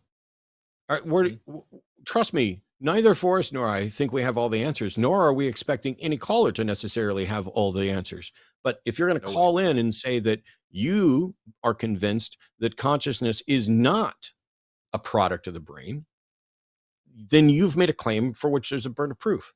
If I got on here and said consciousness is merely only a product of the brain, I would be adopting a burden of proof. I don't know whether or not I could actually meet that burden of proof. We'd have to talk about the standards of evidence in the process that we're using, but I would have a burden of proof. If I say I'm convinced that the current best explanation is that consciousness is an emergent property of the brain or a product of the brain, or the thing that we call a mind is a function of the brain. And somebody says, why do you believe that? I can say, because every example of consciousness we have is associated with the brain. There are no examples of consciousness that isn't associated with the brain. We can knock people unconscious. We know when people go unconscious and become conscious again. We can explore this. We can tinker with the brain. We can shock the brain. We can sever the corpus callosum. We can show how this fundamentally changes all of the various aspects of who we are and everything else, and how it manipulates our conscious experience. If you want to claim that there's something more, that in addition to what appears to be a brain functioning, there's some ghost in the machine, you not only have to go through and solve all the problems that I raised before when talking about a soul, but you have to show what the method is and mechanism for investigating this to reach the conclusion. I'm not saying you're wrong. Yeah. I'm saying you haven't done your homework yet. Yeah, absolutely. And that's a big thing. The way that conversation went, it was very much the same kind of apologetics that I think has been exposed to and has been convinced by. It's, well, here's this other interesting thing, so you don't have to think about the hard root of the problem that you're having. Here's this kind of flowery explanation for something else. And like that kind of thought process, that kind of debate tactic, everything, there's a reason why it's so prevalent in religion. It's a great thought stopping exercise. And so, like, I hope that that's something that he can kind of notice in what he's saying. Like you just said, we're not saying we have all the answers. I don't think anybody does at this point. But there are answers, and there are really serious questions to be asking. And if you're just sitting here at this surface level of like, yes, I acknowledge I'm shifting the burden of proof. I don't really need to prove what I'm saying because I don't really care. Like, I don't know why. I don't know why that works for you. It's a testament to our process. In a minute, I'm going to slip away for just a second, but you're fine. It's a testament to our process, because let's go back to before we had any sort of understanding about internal organs. People still were conscious. If somebody said that consciousness resides in your left finger and it then exudes to all of your body, then anybody who lost their left finger and remained consciousness, well, that would be a defeater for that proposition. Similarly, as we go through, we can start eliminating various things. We have no reason to think that consciousness is a product of our lungs or any number of things. But everything that we know and understand about consciousness is identifiably tied to the brain as we study it and learn about it more. I'm not remotely, so consciousness is still a little bit of a mystery. I mean, I remember when Dan Dennett wrote Consciousness Explained, one of the reviews that I read of the book was this book should be called Consciousness Explained Away, because in talking about consciousness, Dennett basically destroys all of the concepts that we have, because it may be, buckle up, folks, bong hit time. It may be that consciousness isn't even a thing. It may be that we're just putting a label on things in action, and there's nothing particularly special about it. There's nothing particularly unique about it, that we're just patterns of matter and motion and energy and everything else. And we have this perception. And it's just the same as watching the mirage of heat shimmering on a desert highway. That's not there. It's not real. It doesn't exist. It is an illusion. And it's furthermore amplified by the fact that we now understand that all of your perception is on some level an illusion, because your brain, it's not like your eyes actually see, and that this is the direct translation of reality. Your eyes take in a particular wavelength and style of information, and your brain then builds a model of reality in your head. And it's going to get parts of it wrong. We know that from optical illusions and auditory hallucinations and all kinds of things like that. But just because there's an experience does not mean that your perception and understanding of the experience is accurate. And so maybe consciousness isn't even a thing at all, but to whatever extent there's something that we can identifiably call consciousness, the weight of the evidence ties it to the brain. If it's more than that, we need more evidence for that. Pretty much the long and short of it. We've got a few other callers on the line, and I'm going to be here by myself for just a second. We got a few other callers on the line. I'm going to go and burn through some of these atheist callers, but lines are still open for theists, preferably only theists, if that's okay, because we've only got a little bit left in the show. I don't want to get a couple more theist calls if we can get them. I know the people in my comment section on Instagram and Threads recently, I've got a few people saying that they'll call in. So let's see the number on the bottom of the screen, 720-619-2288, or use the web link below. Tell us about your God claims. We'll hear them.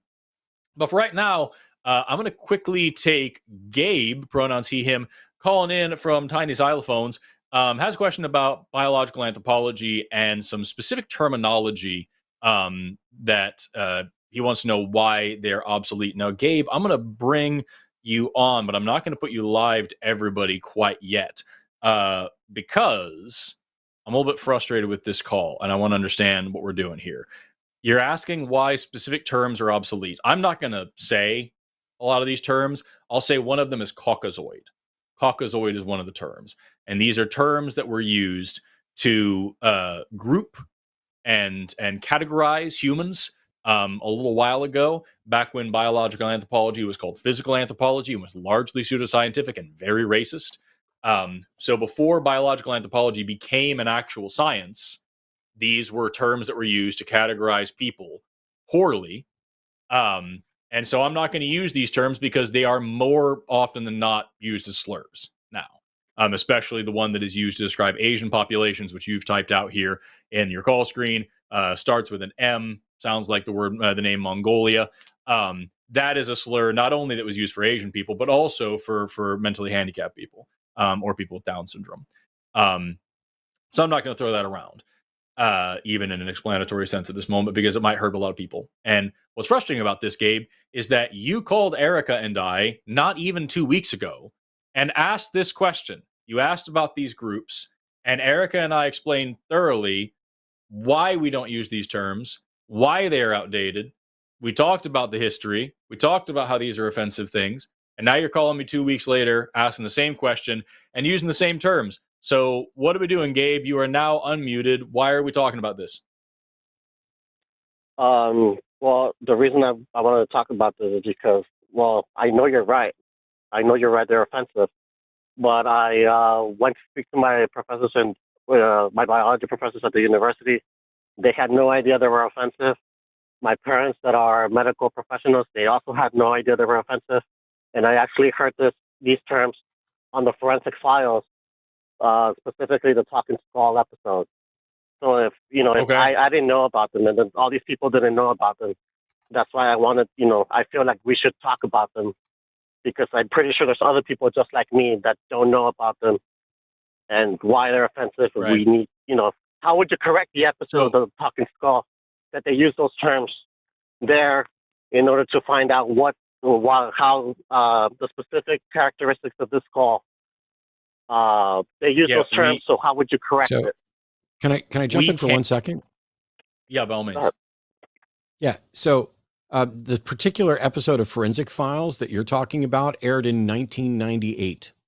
So you're talking about an episode 27 years ago and asking how we would correct it. We've already corrected it. We've begun to encourage people to change certain language that is primarily used as derogatory and does not serve a useful whatever you're doing with your microphone. What's going on I with the swear I will sound? hang up on you forever if you don't stop it.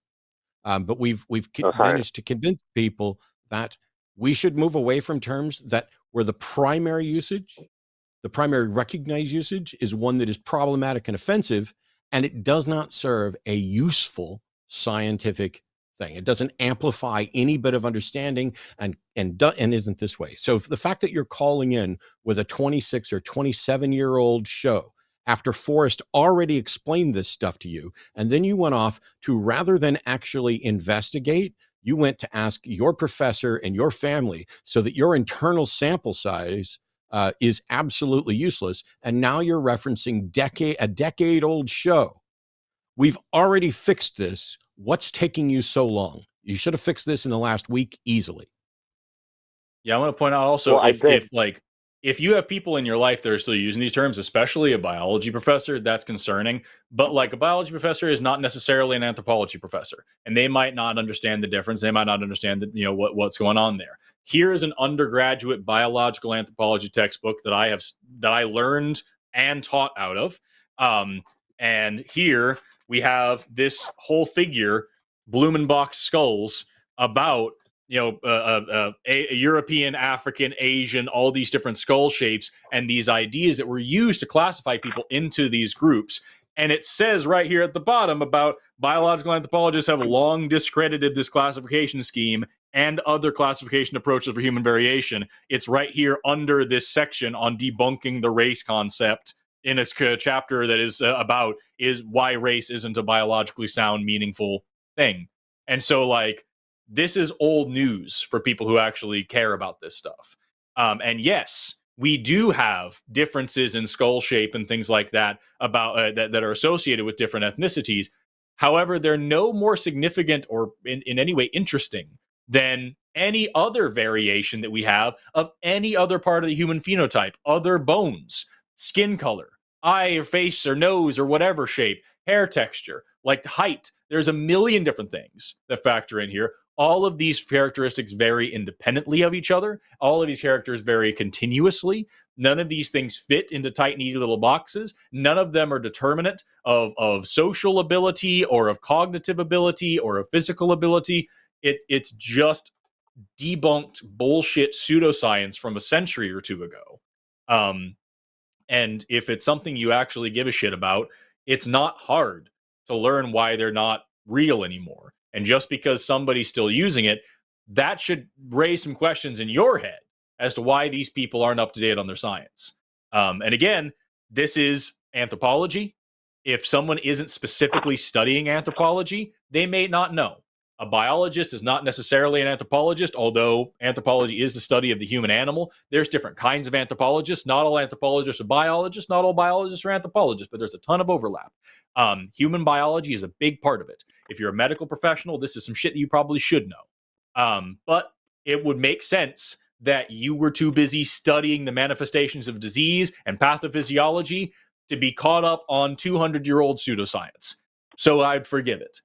Point is, as Matt pointed out, if you cared about this, you could just check, you could just Google it, you could just look it up. There is no reason to be tossing these terms around because they are not only remarkably outdated and inaccurate, they are also quite offensive. Does that answer your question?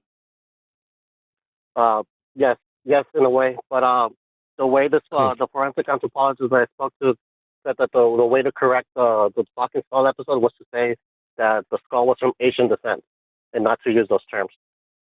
That's kind of where I wanted you to say. Yeah, you can, like I just said a second ago, yes, there are certain bone markers, even some skull markers, that are associated with ethnicity because humans have been living in different parts of the world for like 100,000 years now. We've been spread out for a long time, and that's caused some phenotypic variation.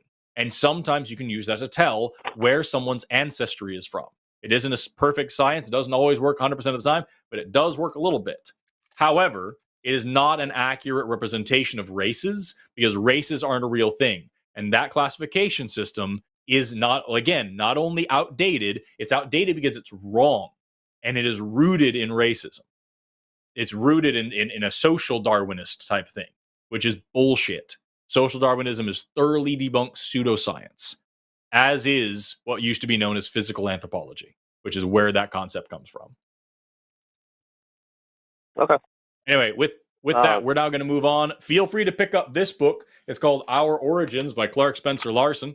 Like I said, this is the one that I studied and taught out of a few times. This is my edition, was the 5th edition. You can also pick up this book here, Races, Are We So Different? This is the 2nd edition. I think they have a 3rd edition out now. This is from the American Anthropological Association. It's another great little textbook that breaks down the biological non-reality of race and the biological realities that are associated with it and why it doesn't work the way that people think it does. check those 2 books out.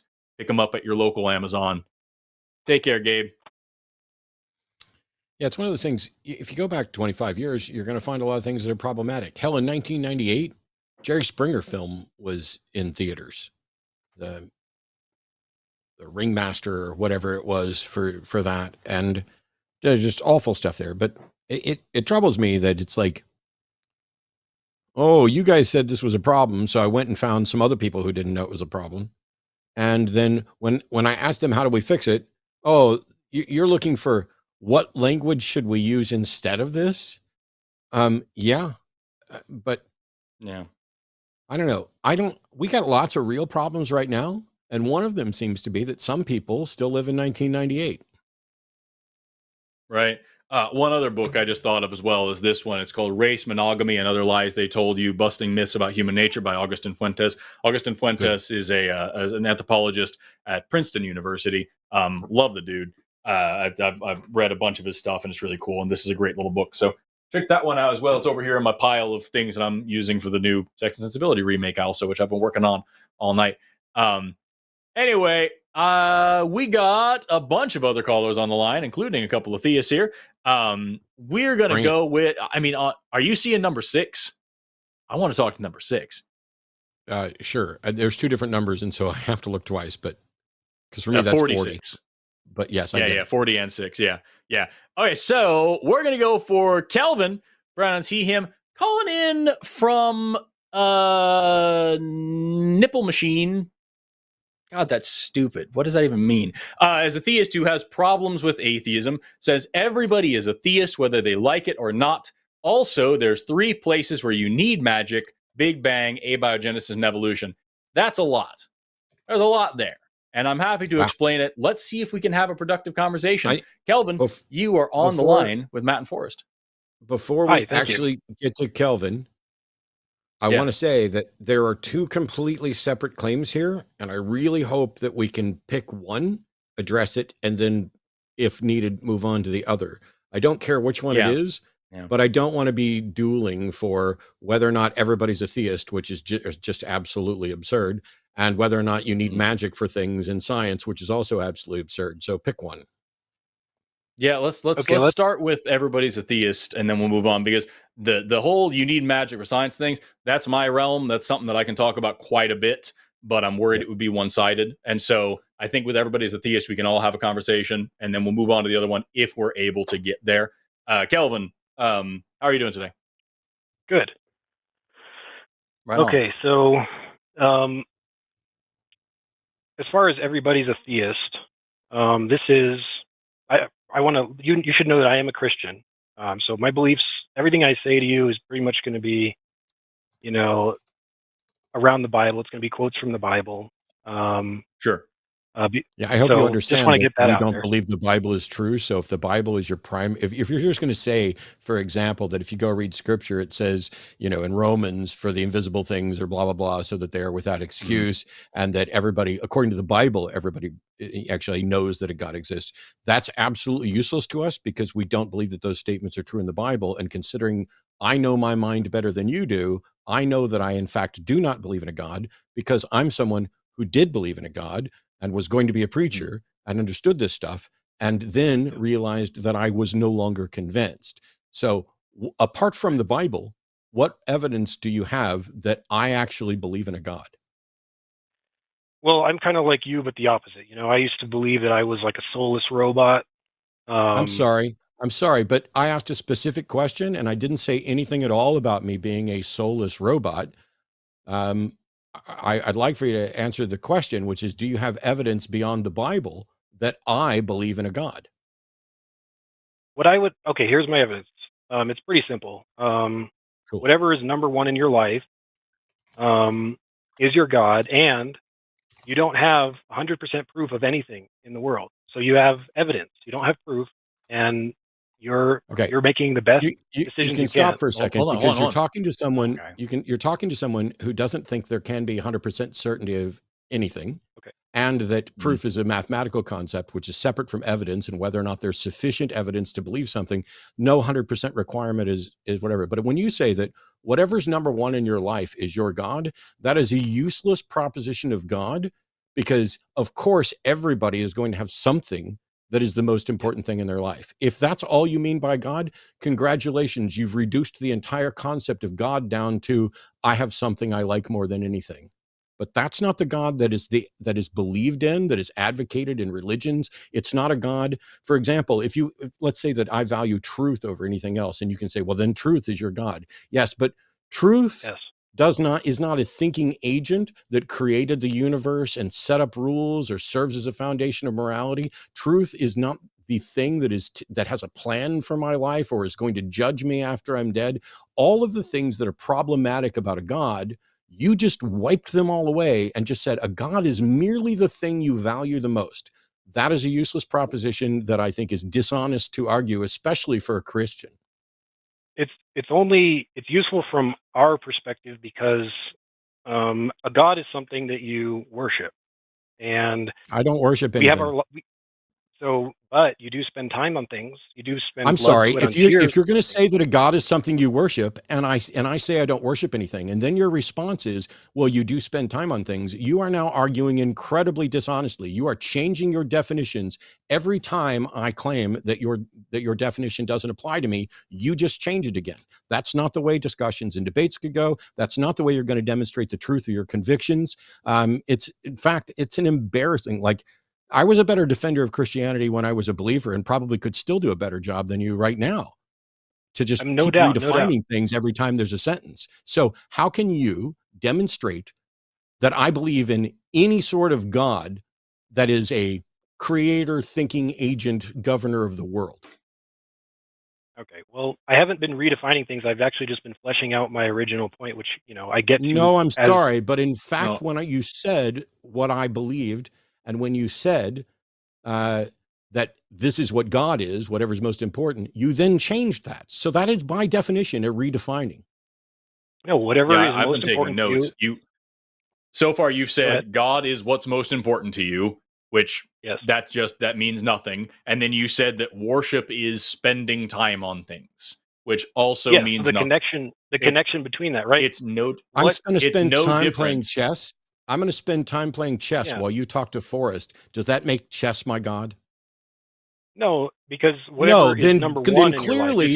Clearly God is not merely something you spend time on. You have been dishonest from the beginning of this call. Bed. What gets you out of bed in the morning? What is more important to you than anything else? Usually it is, I'm tired of laying here and now it's time to go do other things.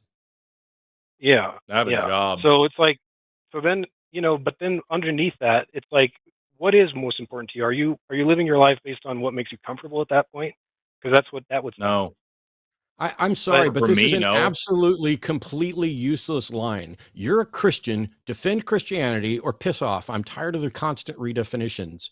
Every time we point out we don't believe, you're asserting that everybody's a theist. And then when pushed on it, your thing is, well, everybody's a theist because everybody has something important that they value that's more important to them. Shut up. Shut up.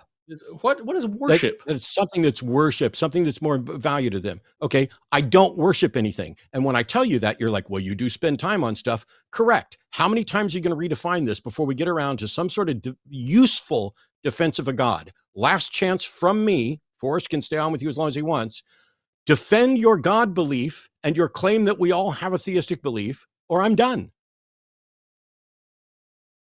All I can do, I don't think I can make you happy at this point, but absolutely, you could make me happy by hanging the fuck up. You could, but I'm not the one in charge of this. Yeah, but listen to yourself. Yeah, listen to yourself. I'm the one that's asking for evidence, and you're the one that is dishonestly redefining things every time I point out that one of your assertions about me and knowing my mind better than I do simply isn't true. Well, it's not hard to know somebody's mind better than they do when you have insight from God, and that you get that from the Bible. But prove that you have any insight from God. Well, the Bible tells us everything. So I don't care what the Bible says. You have to demonstrate that the Bible is true and accurate. The way I do that is because when I put it to the test, it works. Yeah, that's not how we do I have a question. Kelvin, do you have any hobbies? Reading the Bible.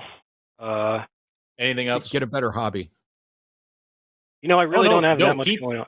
Keep reading the Bible because it'll make you an atheist.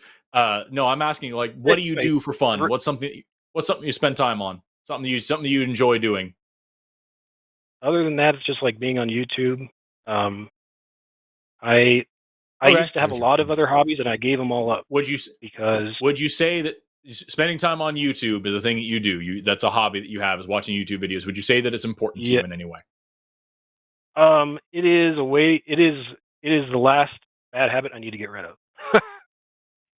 Okay, but it is something that you do with regularity. It is something that you are investing time into. Yes, but it's not a very productive. So it's more of a it doesn't matter. By your definition, then you are worshiping YouTube. By your God's definition. So if I did that too much, in your Bible, hold on. In your Bible, it says you're not supposed to worship any other gods, and clearly here you are worshiping the God of YouTube. So that's a bad thing. You're a terrible sinner for using YouTube. Thank you for pointing that out. I mean, we are here to sharpen this guy's not for real. It's like that's the thing.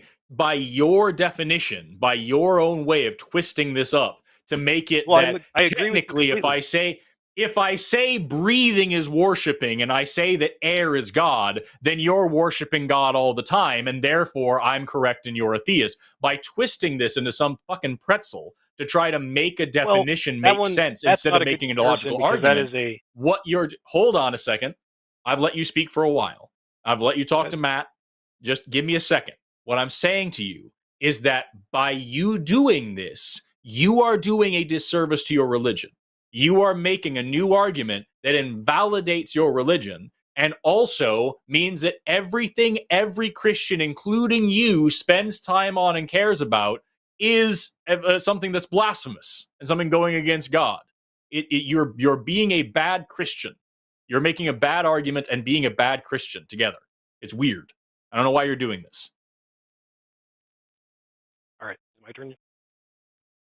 Yeah, go for it. No, so actually, no, because one of the things I despise is when somebody clearly sits back and lets people talk without actually listening because they're just waiting for their turn. So that when we stop talking, the first thing out of their mouth is it my turn? Because you failed to understand how a conversation should work, where it's clear when Forrest says something that he's waiting on a response from you. When you ask, is it my turn? That's just a smug prick move of suggesting that you're tired of waiting for your turn to speak and you didn't pay attention to anything that was said. So here's the test. I agree with you. What did Forrest shut up?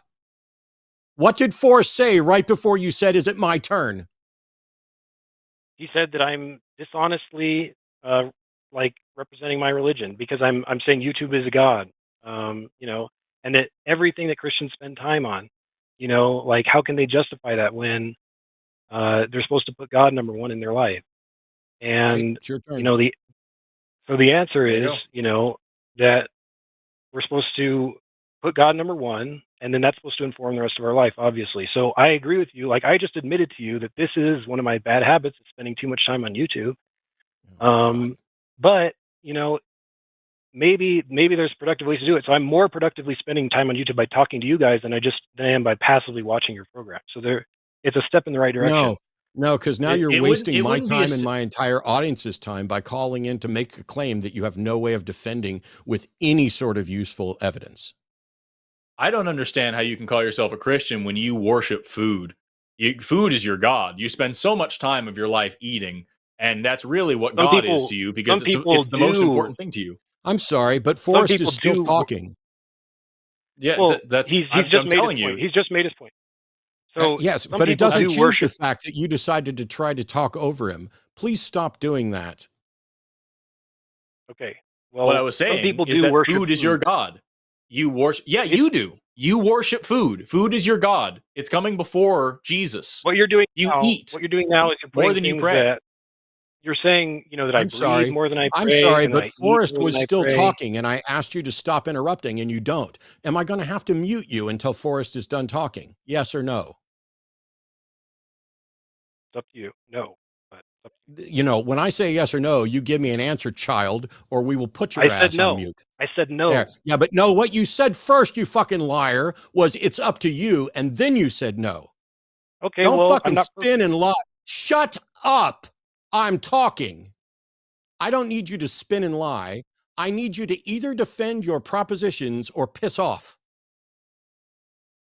Okay, so when I am making this connection, we're talking about everyone's a theist. I'm making it in terms of what do people worship, and what people worship is what they spend their conscious activity, blood, sweat, and tears on. What they bow down to. Everybody bows down to something. I don't bow down to anything. And so I don't bow down to that's anything. what I'm trying to get across to you, Kelvin, is that because you have twisted this bullshit narrative to try to weasel your way into saying that we're all theists and things like this, now you are a bad Christian. You worship food way more than you worship Jesus. You spend way too much time thinking about eating and cooking and eating and going out and getting food and eating it. You spend way more time on that than you do on prayer and serving God. So food is your God. Same with sleeping. 8 hours a day, that's a third of every day. You don't spend 33% of every day praying, but you spend 33% of every day sleeping. So really your bed is your God. Your sleep is your God. Your comfort is your God. You're a terrible Christian. You're blaspheming. Even in this moment, you're sitting here on the phone thinking about what you're going to say next. This is the thing you're spending time on. This is your worship. This is more important than your God right now. Do you see how this is a terrible argument for you? But anyways, no, I can see what you're doing. You're taking things like I asked you a question. Do you see how this is a trap for you? No, I'm fucking muting you. Forrest was just about to end his thing with a question, which would have been your cue if you knew anything about conversation, that it was your time to talk. But instead, you interrupted, which I've asked you to stop doing, to say that you're trying not to interrupt. And then you said something crappy. So when I unmute you, apologize, correct it, and then we can continue. Daddy's here. We're waiting. You're unmuted. Oh, okay. So, the Bible obviously talks about. No. I'm sorry, Kelvin. I literally just said before I unmuted you, when I unmute you, apologize and we can continue. Why didn't you do that? I apologize for interrupting. Why didn't you do that? Even though I was. Why didn't you do that? You're sitting there. He said you're Why sitting didn't there you apologize? not saying anything. Okay, I'm going to fucking mute you because you're a child that doesn't know how to have a conversation or anything else. So daddy's here. It's time for you to listen. You've been a bad, bad boy. And when I unmute you, I would like for you to sincerely apologize without saying anything ridiculous. And then we can continue on. Do you understand? Well, I'm not going to say, do you understand? Let's just go with the apology and then try to get back on track. Go ahead, Kelvin. I apologize for interrupting. There you go. Thank you. I do not call you my father because there's only one in heaven who's my father. Oh, fuck off. I'm your daddy. I mean, I'm your daddy. I didn't say I was your father. I'm your fucking daddy. And I'm going to mute you and you're going to sit on mute while I sit here and lecture you about how you don't get to call me daddy in the fun way. But for the rest of this call, every time you refer to me, you'll refer to me as daddy, or I will put your ass on hold and block your IP address. You ready? Don't pull this bullshit. You've already redefined God 3 fucking times. Now you're going to pretend like, I'm not going to call you father. I didn't ask you to call me anything. I was making a joke about being daddy. But from now on, if you call me anything other than daddy for the rest of this call, you're done. Welcome back, Kelvin. You're live. Say, okay, daddy, I'm ready to talk. No, this call is over. You're very immature and you should hear yourself. This call is over because I'm hanging up on you. Goodbye, Kelvin. I really wanted to have a conversation with the man. I'm sorry. It's so no, it's fine. It's so frustrating that like we can't get fucking anywhere because we have to redefine God and redefine worship and redefine everything, and so that we can fucking make this weird world where everybody's actually worshiping God and everybody's actually a theist all the time, because none of these words mean anything. It's such a useless thing to do. So first of all, I don't believe that the caller was remotely serious based on a couple things, or they were probably remotely serious, but not completely serious, because there are a couple things they said, which is why I'm happy to go off the rails a little bit. But when you call in to say, everybody is a theist because everybody has something of supreme importance, which is their God, and therefore they believe in God. Okay, at no point. Now, first of all, there may be people who don't actually have one thing that is of supreme importance, but it's possible that there's one thing that is of supreme importance to everybody. But when you reduce the God belief of being a Christian to the equivalent of everybody got a gree, which, sorry, I'm quoting Penn, but everybody's got something that's most important to them. Cool.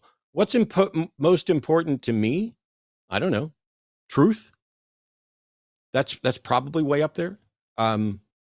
Understanding, accuracy, learning.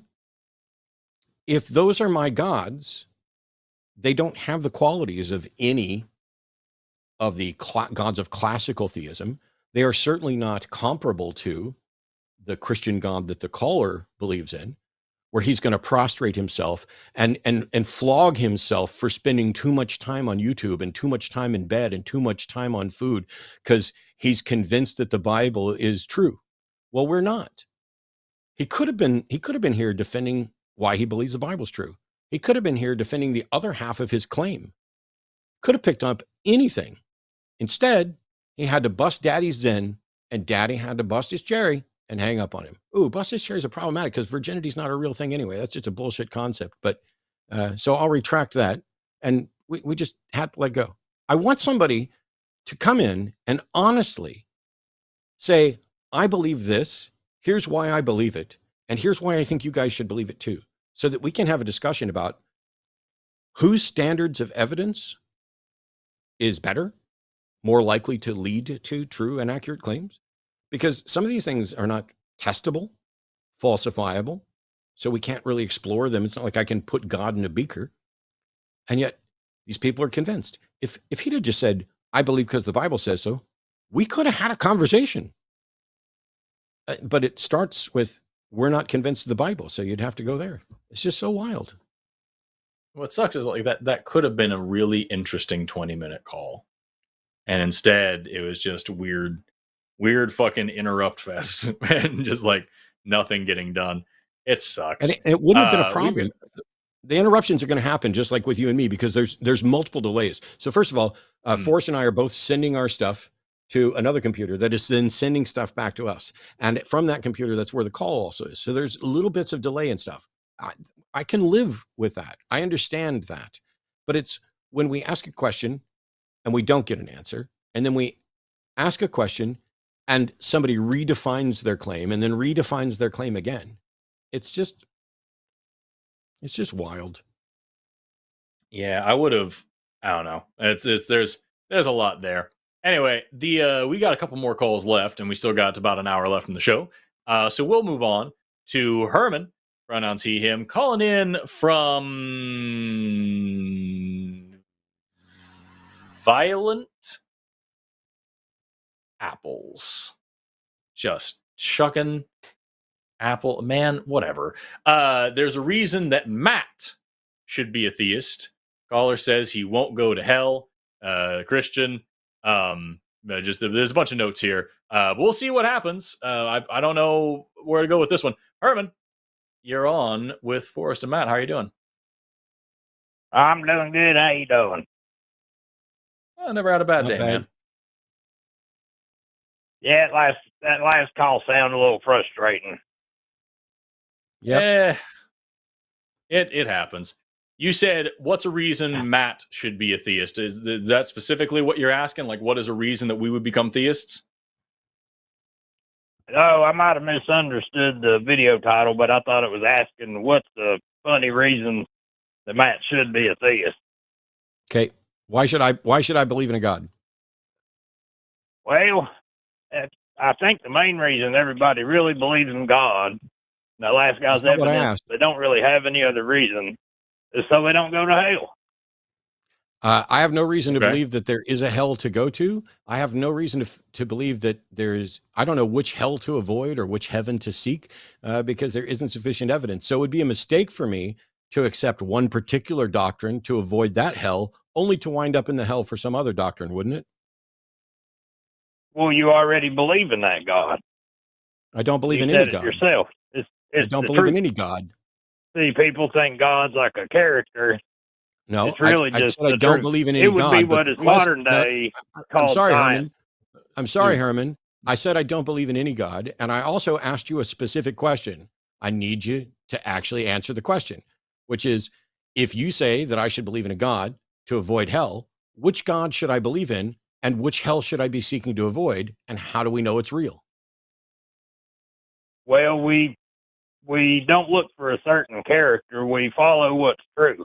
That's not an answer to my questions. Here's my questions. Here's my questions. Here's my questions really simply. Which God should I believe in? Which hell should I be avoiding? And how do you know they're real? Go. Okay, well, the God you should be following will be the life you live when you only believe what is true. I have no more interest in hearing anything Herman Can you has just to say. I'm gonna explain that? Can you just break that down for me? The God that you believe in is the life that you live when you care about what's true.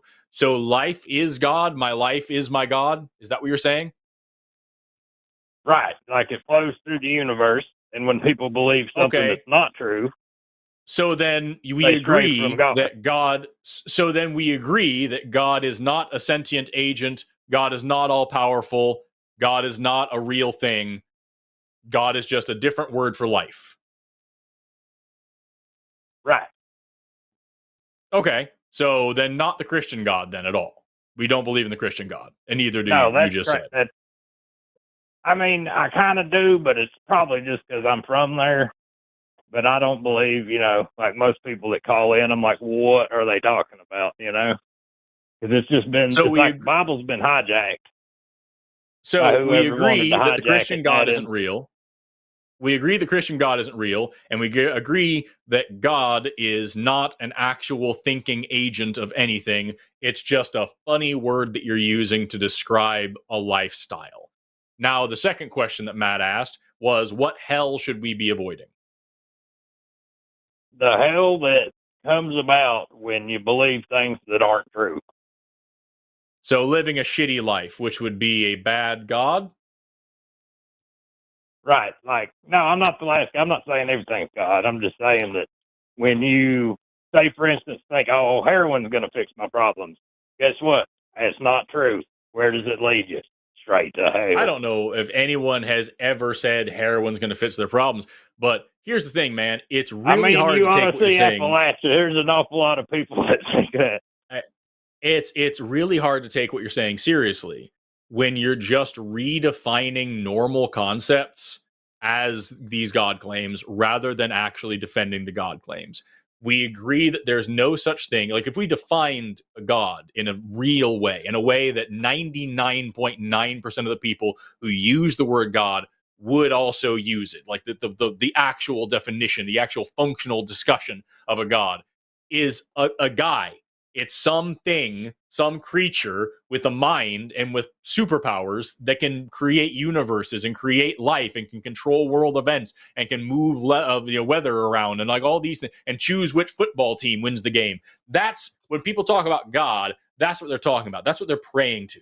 A functional agent with superpowers that can change the world around us and then created the universe. But you, because that's indefensible, are just saying, well, here's this other thing that we can agree on, a well-led life, and I'm going to call that God. And now you believe in God. No. Because there's this thing. No, I'm saying it's like a force. It's like pulses through everything. Okay, but that's different than what you said a minute ago. Just because science isn't there. What did I say, man? That's different than that is different than what you said a second ago when you said God is the life that you lead when you care about what's true. That's not a force. Yeah, that's that just was a in way of living. To which God? That was in response to which God do we know to follow? That wasn't what is That's God. not following anything. That's just a way of living. That's not a thing with a mind that you're following. That's just a way you live. Well, now that depends on your definition of a mind. I'm not saying it's a big old critter up there floating around in the clouds, and I think that's what most people think. It ain't like that. It's more like a force of physics. if it's a force, do we have any demonstration of that force that's like testable, reliable, predictive, any model that explains what that force is or what it does? I don't think we do yet. Okay, so here's a question. Would you believe in literally anything else that I ever said to you if I gave you that level of evidence? Here's this thing that I believe exists. Whatever it is, we have no functional definition of it. We have no model of it. We have no demonstration that it actually exists. We have no way to test it, to predict it, nothing. But I'm telling you it's there. Do you believe it or not? I mean, it would depend on the circumstances, but I think every revelation started there, even bacteria. I think there's these little organisms making people sick. People said, you don't have enough proof. That's crazy. Doesn't mean it wasn't there. Yes. And they were correct to say that until we had the proof. It was a hypothesis, and then we got the evidence, and now it's a theory. Germ theory is a new thing because of the evidence. So if you believed in bacteria without ever having had any evidence for them, you would be correct, but it would also be a silly thing to do. Even though it's correct, believing something without evidence is a bad plan because more often than not, it's not going to be correct. So here's this God you're talking about. Until you have a good reason to believe in it, you shouldn't be believing in it. And that never answered the question when you talked about hell. You just said hell is living your life poorly. Hell is making bad choices. Hell is believing things that aren't true. No. How do you know? Now you're How do you know if you have no said. evidence? I'm not. You said that hell is when you believe things that aren't true, like that heroin will solve your problems. That's hell. So how do you know if you're believing things that are true or not? How do you know if you're following God or going to hell if you have no evidence for this God whatsoever? How do you know that you're not actually putting yourself through hell, believing something that isn't true, when you have no evidence for what you're saying? That's exactly what I'm saying, is you don't make life decisions on anything without evidence. Except for this one, which is you believe in God without evidence. Well, I believe in God, and like I said when I first called in, it's probably just the terminology I was taught growing up. Probably. I'm just saying, but you're I think still there's calling a force in as bigger a than theist. everything. Yes, but you're still calling in as a theist, saying that there's this force that's bigger than everything, which you have no evidence for, which you just said you can't test or demonstrate in any real way. So, I mean, how do you know? How do you know if you can't test this force, if you have no actual evidence of this force? How do you know that you're not believing something that isn't actually true and then subjecting yourself to what you call hell? I'm saying you test everything first. You don't do things without testing it, and that's what I'm saying is God is the ability for everything to exist. I try not to. Every time I have, he's kicked my ass. I ain't gonna lie to you. Do you want to give an example of that? That voice in the back of your head where you're like, I shouldn't do that. I shouldn't do that. You do it anyway, and then look what happens. When you heard it inside you, and you. So the force of God is a gut feeling about making good decisions. No, we're like radio receivers for the gut feelings. You know what I mean? Like, do you have any evidence of that? Based on what you know. Do you have any evidence of what? That we are radio receivers for a gut feeling? Well, I mean, the quantum theory, I think, there's a lot of things that we haven't figured out yet. So I don't have proof of it, but, If there is right. So once again, you're coming up with anecdotal evidence and saying this is a demonstration of this thing that you have no actual evidence for. If we're receivers for a signal, then you need to demonstrate that the signal is real and not just something natural that happens within us. And you need to demonstrate that there's something sending that signal, and you need to demonstrate how we are receiving it. Those are all big questions you don't have answers for. You're just saying a thing, right. So we just and making it out. We shouldn't explore it anymore then, right? What you're saying? What did I say that's even close to that? We should. If you think this thing is real, you should explore it. And if you can't find any evidence to believe in it, you shouldn't believe in it, because you said that hell is believing things that aren't true. So you have no way of knowing whether or not what you are talking about here is true, because you have no evidence for it and don't bother to test it. You have no way of knowing whether you're putting yourself through hell or not. I think you are. Why do you think that? What's your evidence? Because the things you're saying have no evidence for them and good evidence against them. So what's the evidence against them? Against an invisible force that guides our life? Right.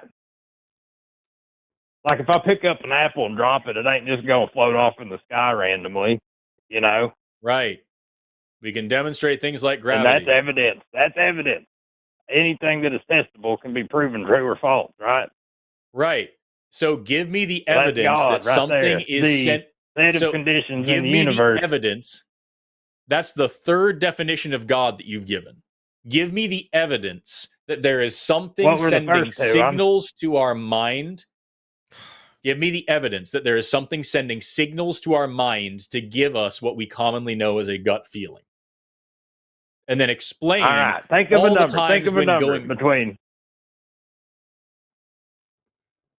Think of a number I between also have 1 a and different 20. 15. I knew it. See? There's my Told you. evidence. Yeah. Told you. You're not serious. Told you. You're not serious. Like, Goodbye, this is the thing. troll. This is ridiculous. And what do you say, like, to people who have anxiety and whose gut feeling is wrong? Like, honestly, like you either and by you're the way, either a very Herman, lazy troll or you have not thought about this at all. why are you putting on an accent, Herman? What do you mean?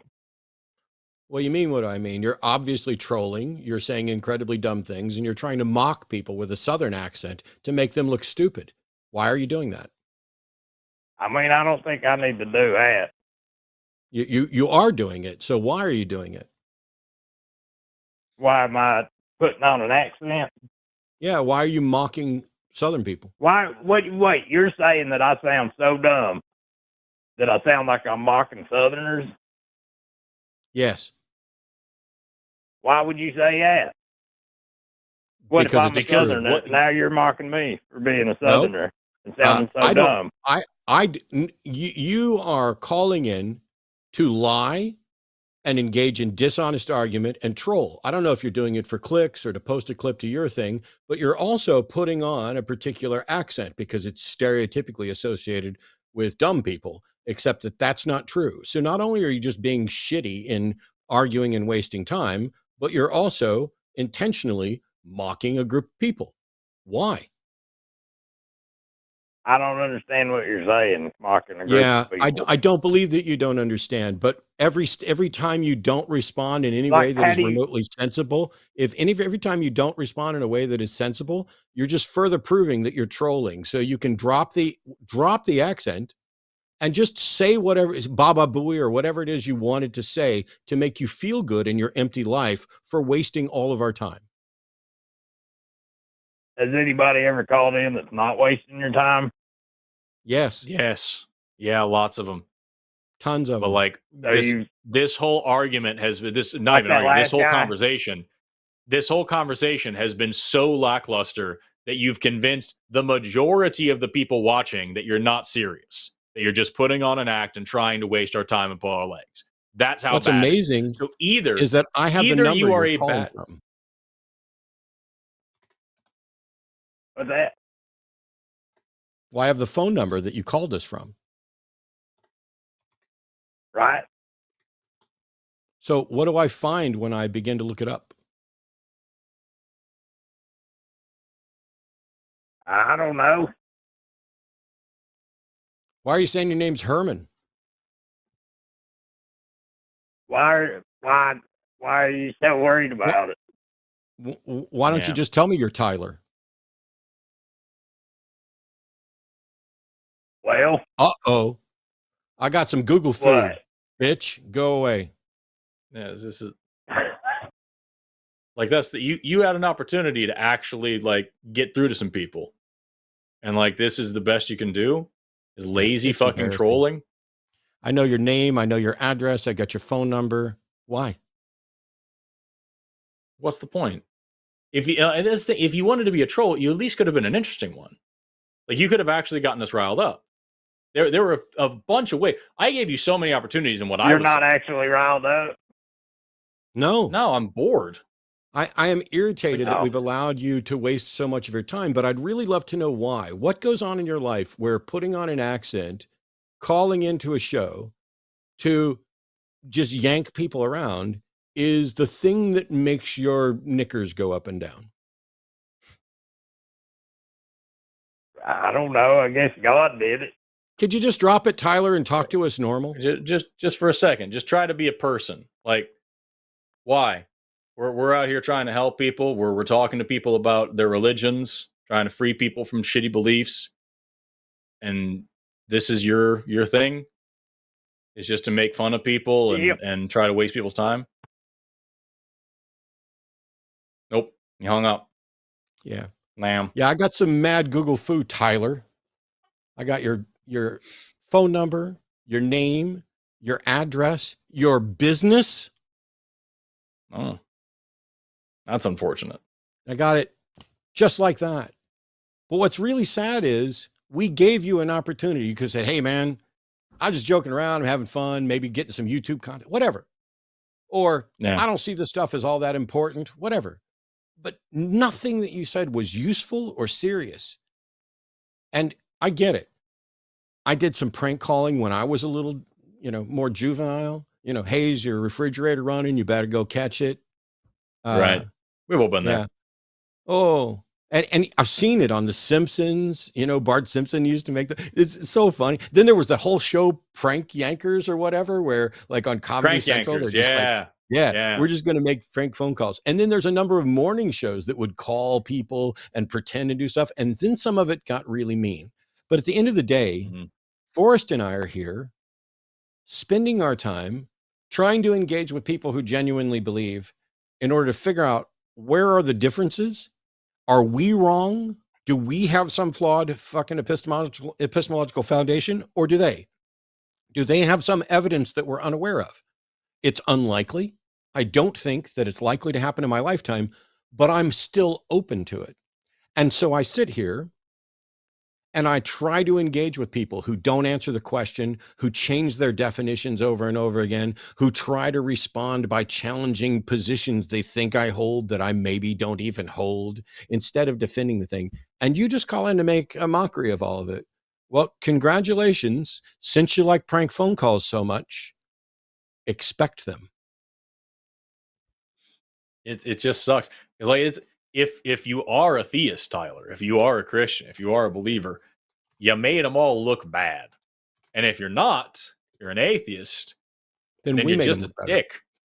Yeah. It's all you've demonstrated here is that we are willing to have rational conversations even when somebody says something that's absurd, and that we're willing to be polite and nice even with people that we just strongly disagree with, and that you fucking waste everybody's time and only care about yourself. Like you've just made yourself look like an asshole. I don't understand what the end game is here. Anyway, we'll move on to the next caller. We got Brian, pronouns he, him, calling in from Fallacious Lizards. That's so fucking dumb. It's dreams and how they affect sin. Somebody who considers himself a Christian but is deconverting wants our opinions on how dreams affect sin. I don't know what that even means. But Brian, I do know that you're on the line with Forrest and Matt. How are you doing today? Good evening, gentlemen. Good evening. Yeah, that is it sounds kind of funny. It's just a thought that after I called in and talked with Jimmy and Matt last time, and my deprogramming process in my life, it says somewhere in the Bible that what we think, if we think of murder, it's the same thing as murder. So what is, more so for Matt, since you're more on the theology side, understanding, what are your thoughts on that because like going through deconstruction of all this crap that I've learned from childhood, I'm picking apart each thing. And when I read that, or I've read that in the Bible, it feels like, well, it doesn't matter. You dream negative thoughts. Everybody dreams those. Does that mean, well, even Christians are doomed? So that's my main question. I want to make sure I It'd be understand interesting to have y'all's thoughts. I'm not sure.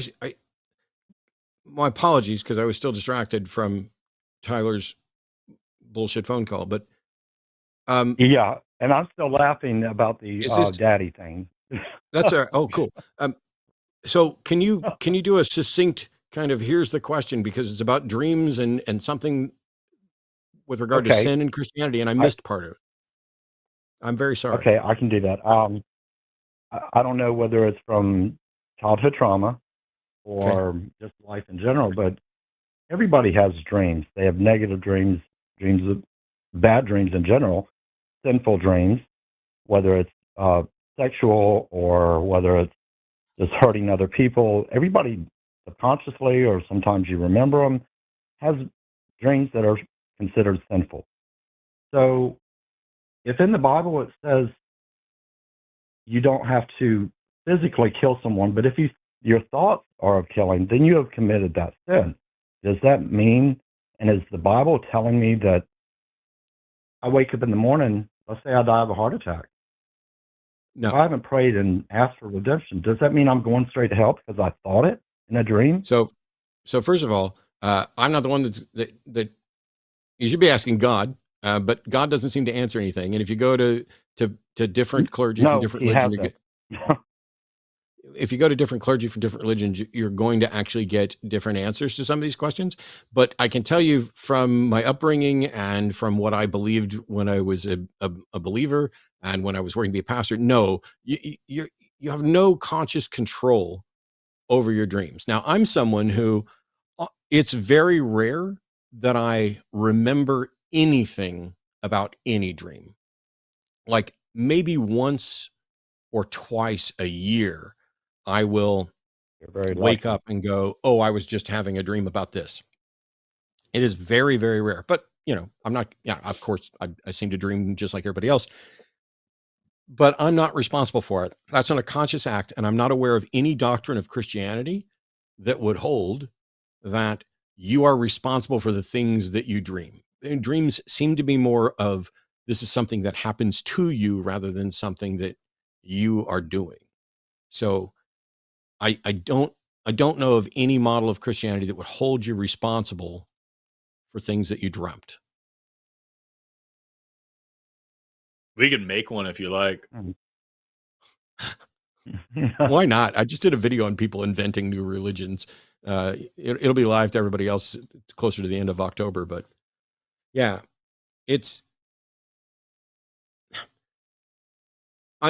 has somebody told you that you're going to be responsible for what you dreamed about, or are you just kind of saying, ooh, this is something happens in my brain? Yes.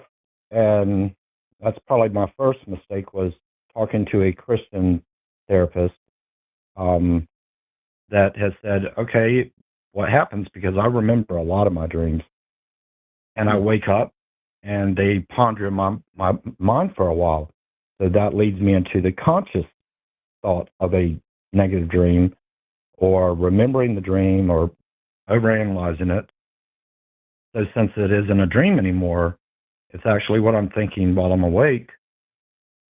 That's where this Christian therapist, pseudo-therapist, has made me feel like, oh, you need to immediately repent and all this. And I'm truly, Matt, last time we talked, you and Jimmy Snow told me to, you like on my deconstruction process that I was in.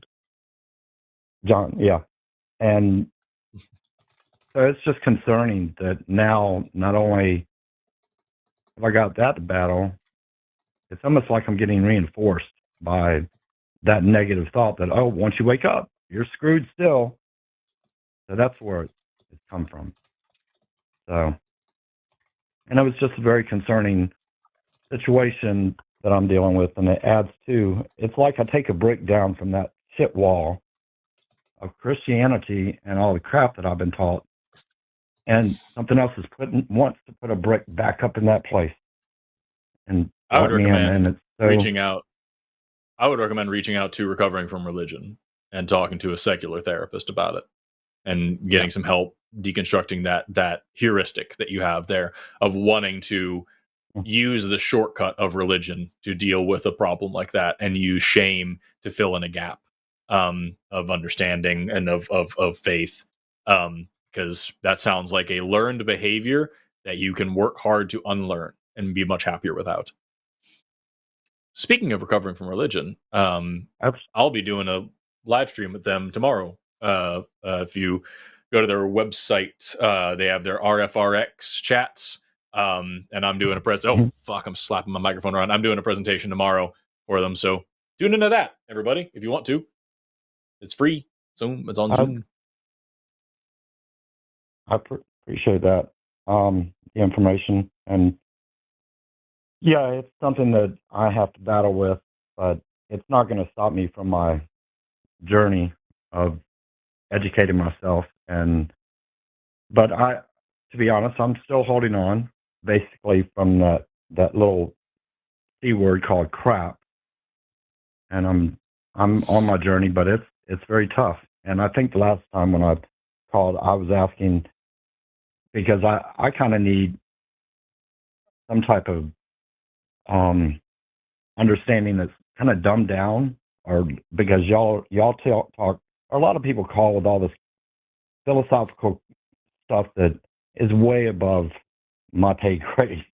And Jimmy was saying, or John was saying about starting a series for beginner people, but they also mentioned going to the website. So, but I appreciate the feedback, and I will be checking that out.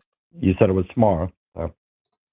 Yep. It might not help with exactly what you're talking about. My speech is going to be about science and skepticism and being a good person. So it's not in the veins of what you're saying, but do reach out to Recovering from Religion, the organization, and find a group you can work with. They have groups, they have therapy, they have counselors, they have people to talk to, they have all sorts of people who have been where you're at and have gotten through it and are now specializing in helping other people get through it as well.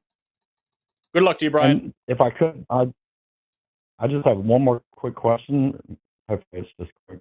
Sure, on very the quick. biological side, if there is the grand design, why do we dream? No, that's the big question. No, it's a great question. Because the dreams, they're illogical and they are crazy. And why do we dream if we're supposed to be made in the image of God? Holy crap. Yeah. I mean, I would love to dig in a little more on dreams. My understanding, and I'm not a neuroscientist or a psychologist, sociologist, or anything at all like that, but my understanding from the reading I've done on it is that at best we speculate that dreams are our brain's way of trying to organize the information that they encountered since the last time they rested. Like this might be why we need a rest period where our consciousness declines. Not that you're necessarily completely out of it, because you can be aroused by an alarm or somebody, everything, you're aware of some stuff, but that the speculations, this is how our brain is going to sort out information.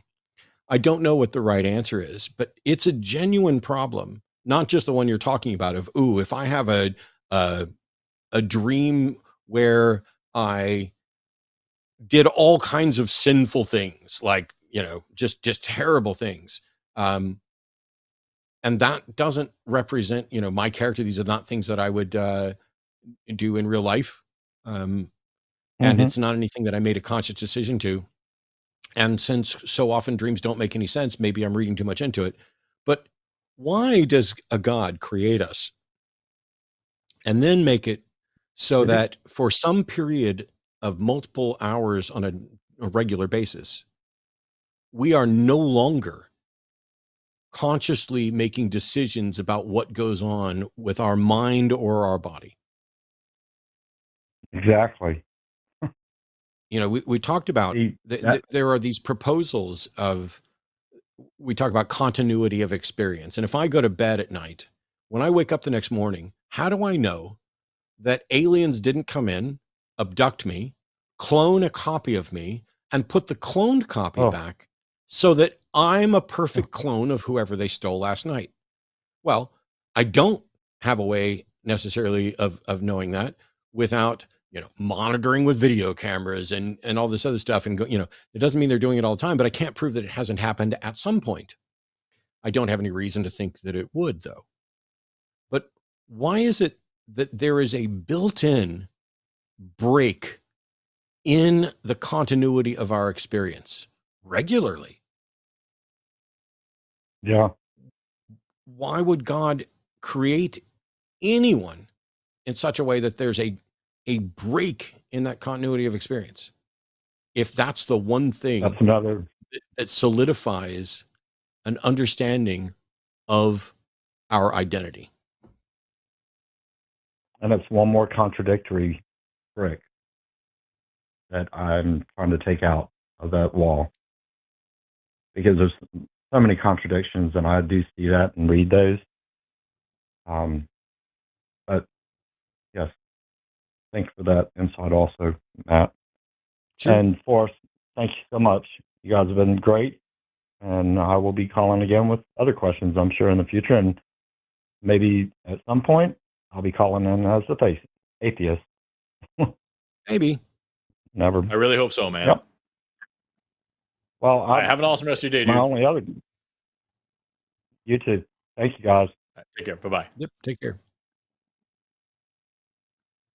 All right. We've got 2 callers left, both of them waiting for about an hour and a half. Yeah.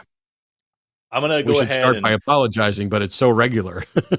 Right. I'm going to go ahead and take care of Sam first, because I feel like this will be relatively quick. Sam, pronoun to him, calling in all the way from Wales, awfully long way for that phone call to walk. Wants to talk about pair bonding in nature and anthropomorphism. Sam, how are you doing today? Hello, can you hear me? I can hear you just fine. So it says brilliant. here, is pair bonding a synonym for love? Where do we draw the line on anthropomorphism? Is that a summary of what you're talking about, or do you have more that you want to specifically speak to? No, that's my... hang on, pardon me. That is my main question, but I will say, just listening to that last call, I am someone who has multiple dreams every single night. I am a lucid dreamer. It's mental. I could talk for a million years about dreams, but I won't go into that now because that's not my question. But just listening to that, there's a lot there. I should have called in about that, but no. Yeah, so I've heard you and Erika speak a lot about the concept. Well, mainly Erika speak about the concept of pair bonding and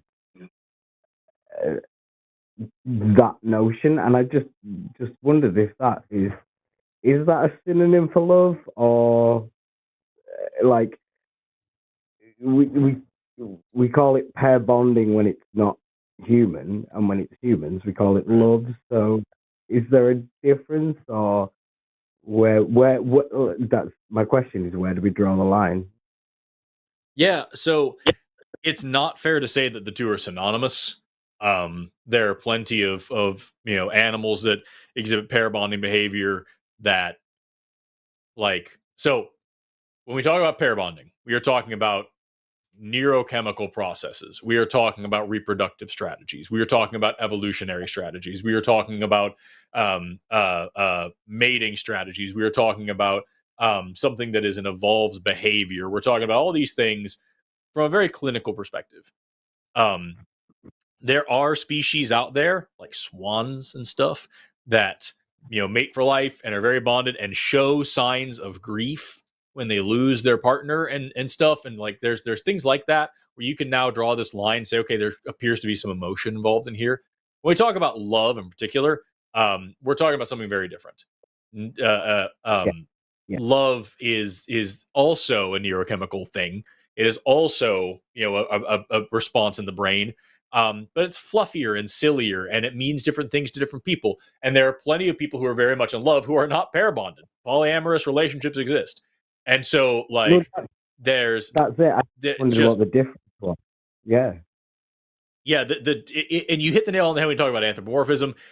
Love is a fuzzy and difficult to define thing that, like I said, means different things to different people. It is a purely biological thing at the base level because everything is, in terms of experience and emotion and stuff like that. But that does not in any way diminish it.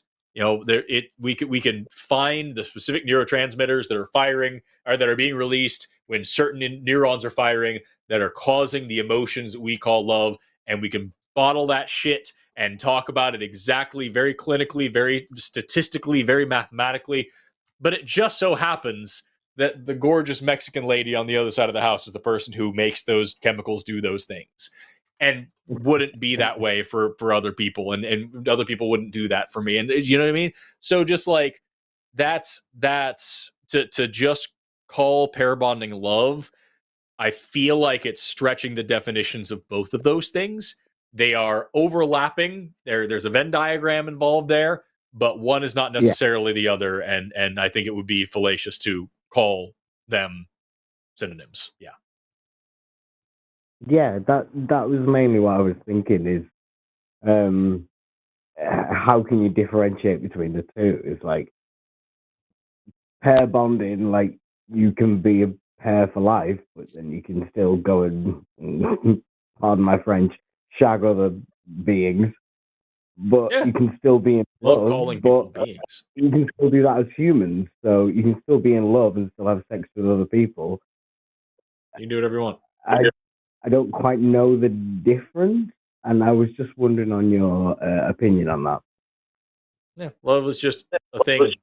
Love is just a thing, and like it's a cool thing. And we, it would be difficult enough to try to nail down what love is between two people.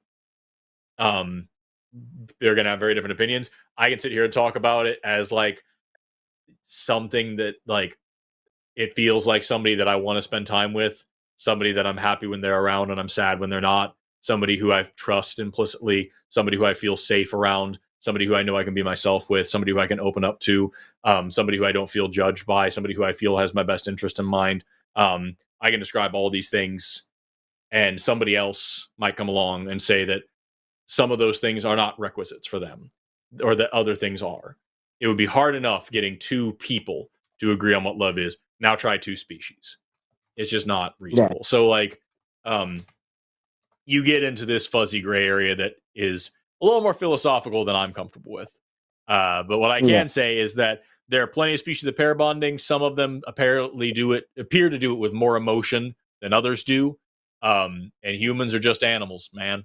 And we feel things just like a lot of other animals do. You could argue we feel more than other animals do. I can say what's interesting about human emotion and what I would call love, but you could stretch that word and just say compassion, is that human compassion bridges across time and space and even reality. We have compassion for things that aren't even real, for fictional characters and movies and books.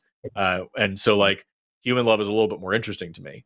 But that doesn't mean that other animals don't do it in one way or another. But that isn't necessarily pair bonding, and pair bonding isn't necessarily love. So there's also I would sorry, go ahead, Matt. There's also different categories of love. I mean, I love my brother. I love Arden. I love snakes. I don't think that those three loves are remotely the same thing. And within Christianity and other religions, they've tried to put labels on these type of loves, whether it's, agape love or whatever else. And when psychologists, sociologists, et cetera, start looking at the interaction, love is a label we put on a complex group of actions and feelings. And so, it's really incredibly difficult to pin down. And not everybody, in addition to some people pair bond, some people don't. Some people group bond, where the pair is more than that, where, it kind of takes a village or whatever. But yeah, Well, it's like in pardon me, sorry, I'm gonna cough. Sorry, I got.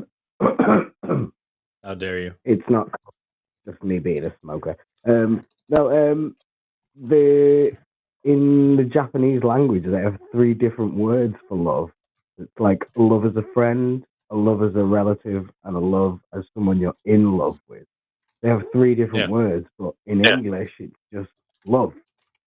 And there are so many different levels of love, or it's so difficult to differentiate between how you love another being. Again, it's like how you love your pet, how you love your neighbors, how you love blah, blah, blah, blah, blah. Like, we can differentiate between these things, and I just wondered if that was something that we see within sort of other great apes, or something else. I don't know. I just wanted to know your opinion. We see altruism and familial bonds and compassion and friendship and all these things in other great apes and in other mammalian species as well. What do you think of Matt? I wanted to ask Forrest, is there a characteristic or some feature of humans that we do not see in the other great apes? I mean, yes, you could talk about our communication is more advanced and perhaps our intelligence is more advanced, but are there things that we do that aren't done by our great ape cousins that we know of? Cooking. That's my question as well, Matt. Thank you. Cooking is a thing. Brilliant. Yeah. Thank you. I don't think there's any. That's going to end up being a video at some point, because I know I'm going to sit here and obsess over this for days. I've just gotten a new piece of really cool information. I'm sure Forrest has done a video on it that I've just missed, but I have. Then then I will Erika go watch that. And I'll link it in the chat here. Erika and I did a video a little while ago called we collabed on a video called "What is a Human?" is a surprisingly hard question. What is a human? Forrest Valkai. Here we go. What is a human? Is a surprisingly hard question featuring Gutsick Gibbon. Here's the link. I'll drop it in chat right now. And we talk about like the difficulty in classification. We talk about the difficulty with fossils. We talk about the difficulty in like the whole idea of what humans are in the first place. The fact that anything in the genus Homo can be called a human, but it's hotly debated as to what belongs in the genus Homo anyway. But the things that we land on, spoilers, is that number one, that love and compassion and empathy and things like that extend way farther than any other species across time, space, and reality. That's a big one that we don't see in other species. Cooking is another one. Gardening is another one. And so, like, I think the last line in the video that I say is, if you want to be human, feel more human today, plant a garden, grill a steak, and be kind to someone, because those are all more or less uniquely human things. Those are the big ones. And because tool use, other apes do it. Ranching, you could argue, kind of, because with termites and stuff, kind of. But like deliberately planting seeds and cultivating them, that's a different thing entirely. And so those are all whole stuff. But man, check that one out if you want to learn some dumb things and see me and Erika geek out about bioanthro.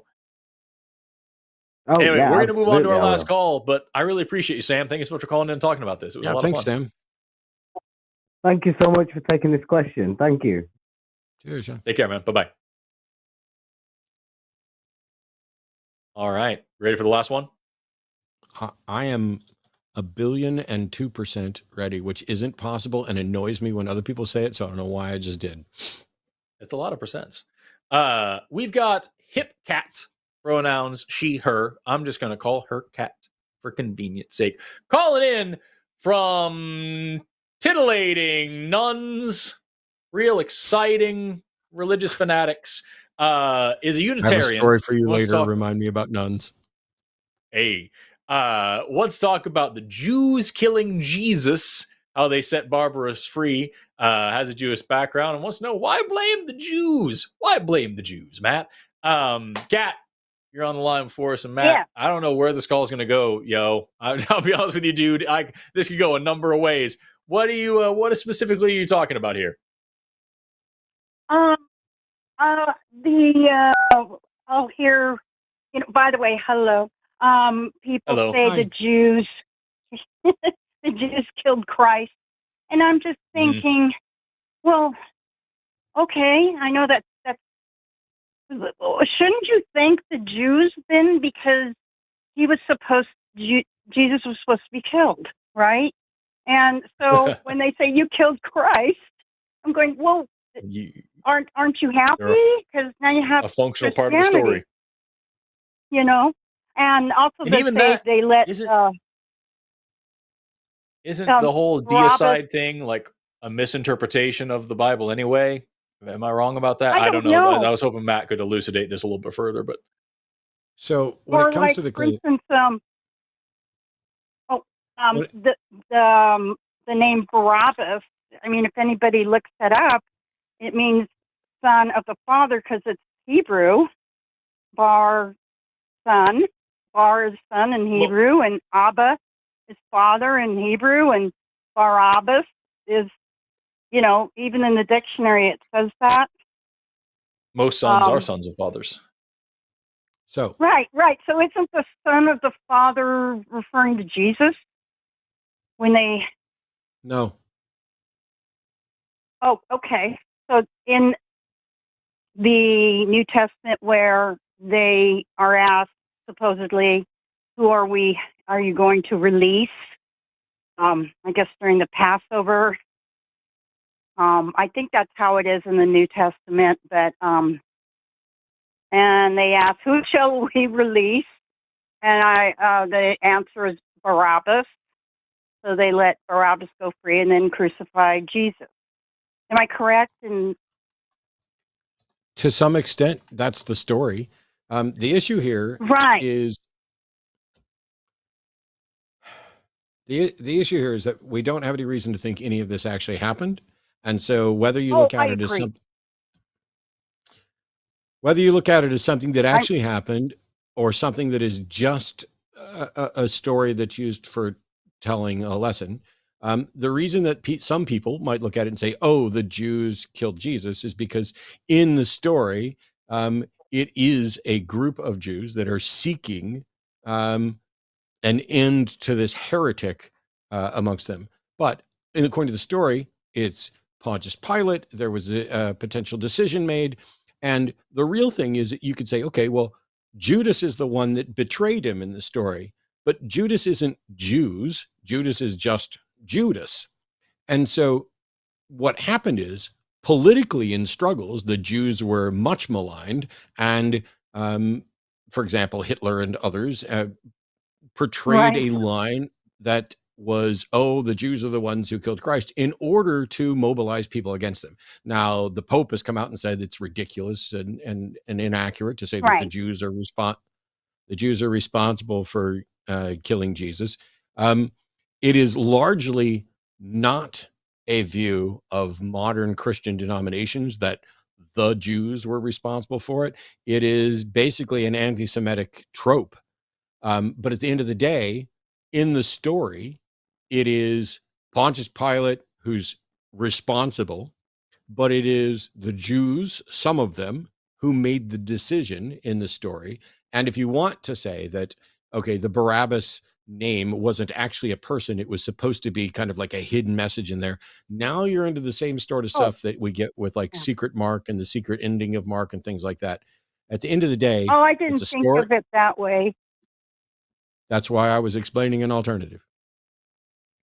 Okay. Also, can we address the fact that Pontius Pilate sounds like a weird ass Star Wars name, like Max Rebo or Bib Fortuna? And yes, I did just look up Star Wars. It's Salacious Crump. I think that's one of them. All of these things. Pontius Pilate just sounds so strange. It is a weird name. It is. It's a very weird name. But I just always thought when people say, whoever it is, it's stupid, it's in a movie or something, and some anti-Semitic people are angry at the Jews for killing Christ, so they say. But Jesus was supposed to be killed, so they could have him represent, being the Messiah. Everything happens. Everything happens according to God's plan. So Jesus was planned to die. Jesus knew he was going to die. That's the story. There's nobody to blame for it. Right. So, but then he got killed, and now you can have your Christianity because the person was killed, like supposedly prophesied. I don't believe this, but I'm just arguing. The fact that there are countless Christians that don't understand the foundation of their own denomination is hardly a surprise. Right. Yeah. Yeah, it's true. And again, go ahead. Oh, I was going to wrap up. If you have something left to say, then I'll let you have the last word. Oh no, just I was just bringing that up, and I guess there's a delay in the timing, and there's a space. So, anyway, I was having trouble. Okay. All right. Well, thank you so much, Hip Cat, for your call. Have an awesome rest of your day. Thank you. Have a great. Somebody in the chat put Biggest Dickus. We were talking about all these biblical names, and that makes me smile. Those are all the calls we have for the day. We're ending the show just a couple minutes early, unless you want to. When you're in charge, we stop way. I mean, we could have gone like the Sunday show after dark, which is, by the way, coming up at 7:00. Technically, Forrest, you and I could keep going to like 6:15 or so, and then give Arden and Amargan like 15 minutes to swap over producers. If you know you what, want me to reopen the lines? No, I'm teasing Amargan. We don't need to reopen the lines. Well, what I will say is, have you looked at the schedule of upcoming shows here on the network? Because I have. And while you and I did today, tonight on the Sunday show after dark, Eric from Skeptics and Scoundrels and John Gleason will both be here tonight. Tomorrow on Skeptalk, it's Dr. Adair and Adair. Are you with him tomorrow? No, because I'm doing the show with the Recovering from Religion. I was gonna be, but I was gonna fill in. I don't know who's doing it tomorrow. Yeah, there may not be anybody with Aaron. And who knows? Maybe they'll have to pull me in or pull somebody in. Who knows what's going on? Tuesday's Chewed Gum, which also starts at 6 p.m., is going to be Eve and Alyssa. And then on Wednesday, there's going to be an episode of The Hang Up. And I believe this is the week that we scheduled Ian Harris to finally be on with me. Ian Harris is an atheist and comedian that I've known as a friendly acquaintance through a number of different conventions and stuff. We were going to have him on previously and had to cancel because I had to go get some dental surgery done. And so I'm very excited to get Ian back on. So tune into all that. We don't have details on Transatlantic Call-In Show, but that'll be Thursday at 2 p.m. Central. That's all that I know about upcoming things on this channel. What do you got for us? I am currently working on the remake of Sex and Sensibility. That'll be out by the end of the year. There's a lot that I'm putting in there. So I expect that sometime soon. I'm also doing my summer road trip video. I'm finally getting that out because I was gone for months and I wasn't able to edit it. But the road trip vlog to VidCon from June will be coming out in October. So stay tuned for that. Roll for Initiative has raised now over $29,000 for Doctors Without Borders. We're that close to breaking 30K, which was our small goal. So check that out and donate to that if you can. If you have any money laying around and you want to save some lives all around the world, that'd be pretty cool. And also, a lot of people in the chat are asking if you can tell the nun story that you mentioned earlier. No. Is that something you can talk about publicly? I'm sorry. Okay. I can't tell it publicly. It's not for public consumption. I have a lame nun story, like a not very cool one, but a brief one. One time, I took a Greyhound bus from Tulsa, Oklahoma, all the way to New York City. It was god awful. It's like 2 days on a goddamn bus. And at one point, we had a driver who was just a dick, who was just being really rude and shitty over the announcements. And one guy on the bus like backsassed him, and he like pulled the whole bus over and like threw a fucking ring-tailed fit and was talking about, I'm in charge, it's my bus, and was demanding that everybody get off the bus, and we refused because we didn't want to. And the cops came and this cop gets on and starts screaming at everybody to get off the bus. And so everybody gets off the bus except for that dude who backs-assed the bus driver, me, and a fucking nun sitting behind me. And me and this nun got real sassy and made fun of this cop for being a douchebag and for screaming at people and stuff and made a whole thing. And she was yelling at how ridiculous he was. It just teaming up against shitty cops. You know what I mean? Me and the nuns fighting fascist pigs. That's a whole other thing. Nuns and nuns. N-U-Ns and N-O-N-Es. Exactly. Trying to defend this guy for all he did was to stick up to a guy who was being an asshole. I don't even remember what he did. It was not that bad. Cops going in here screaming at people for not getting off a bus. Me and this nun got your back. It was a problem. Anyway, with that, it's like I said, it's a terrible story, but it's the only nun story that I have. Yeah. Don't forget the vice presidential debate here in the United States taking place Tuesday evening. I'll probably be talking about it a little bit on Wednesday. Your answer there, Fern Lovebond, is Harris. And I think that's all I've got. Make sure you guys tune in to the other programs here. Click like, click subscribe. You can join, and that will help the channel. You can also go to patreon.com/calltheline to support us there as well. And you can go to linemerch.com to get all the cool line merch. Let me tell you, there's new stuff on the horizon coming as well. But one of the reasons we like to encourage people to potentially get merch and to go to patreon.com/calltheline is because videos that we do on YouTube frequently get demonetized, and that is a great hindrance. One of the things that some people don't realize is that the Call-In Studio phone lines that we use here, we are charged per minute for every call that comes in. If somebody's on hold for an hour and a half, we're paying that. If they're on the line talking to us for 40 minutes, we're paying for every minute of that, which is why when Tyler called in, pretended to be Herman, he was not only wasting our time, he was wasting your money, your contributions to the Line Network that go to try to have better conversations were completely wasted by a troll. And while I'm not going to tell you his full name or his phone number or his business name or anything like that, because we're not into doxing people, I know it. And Tyler messed up.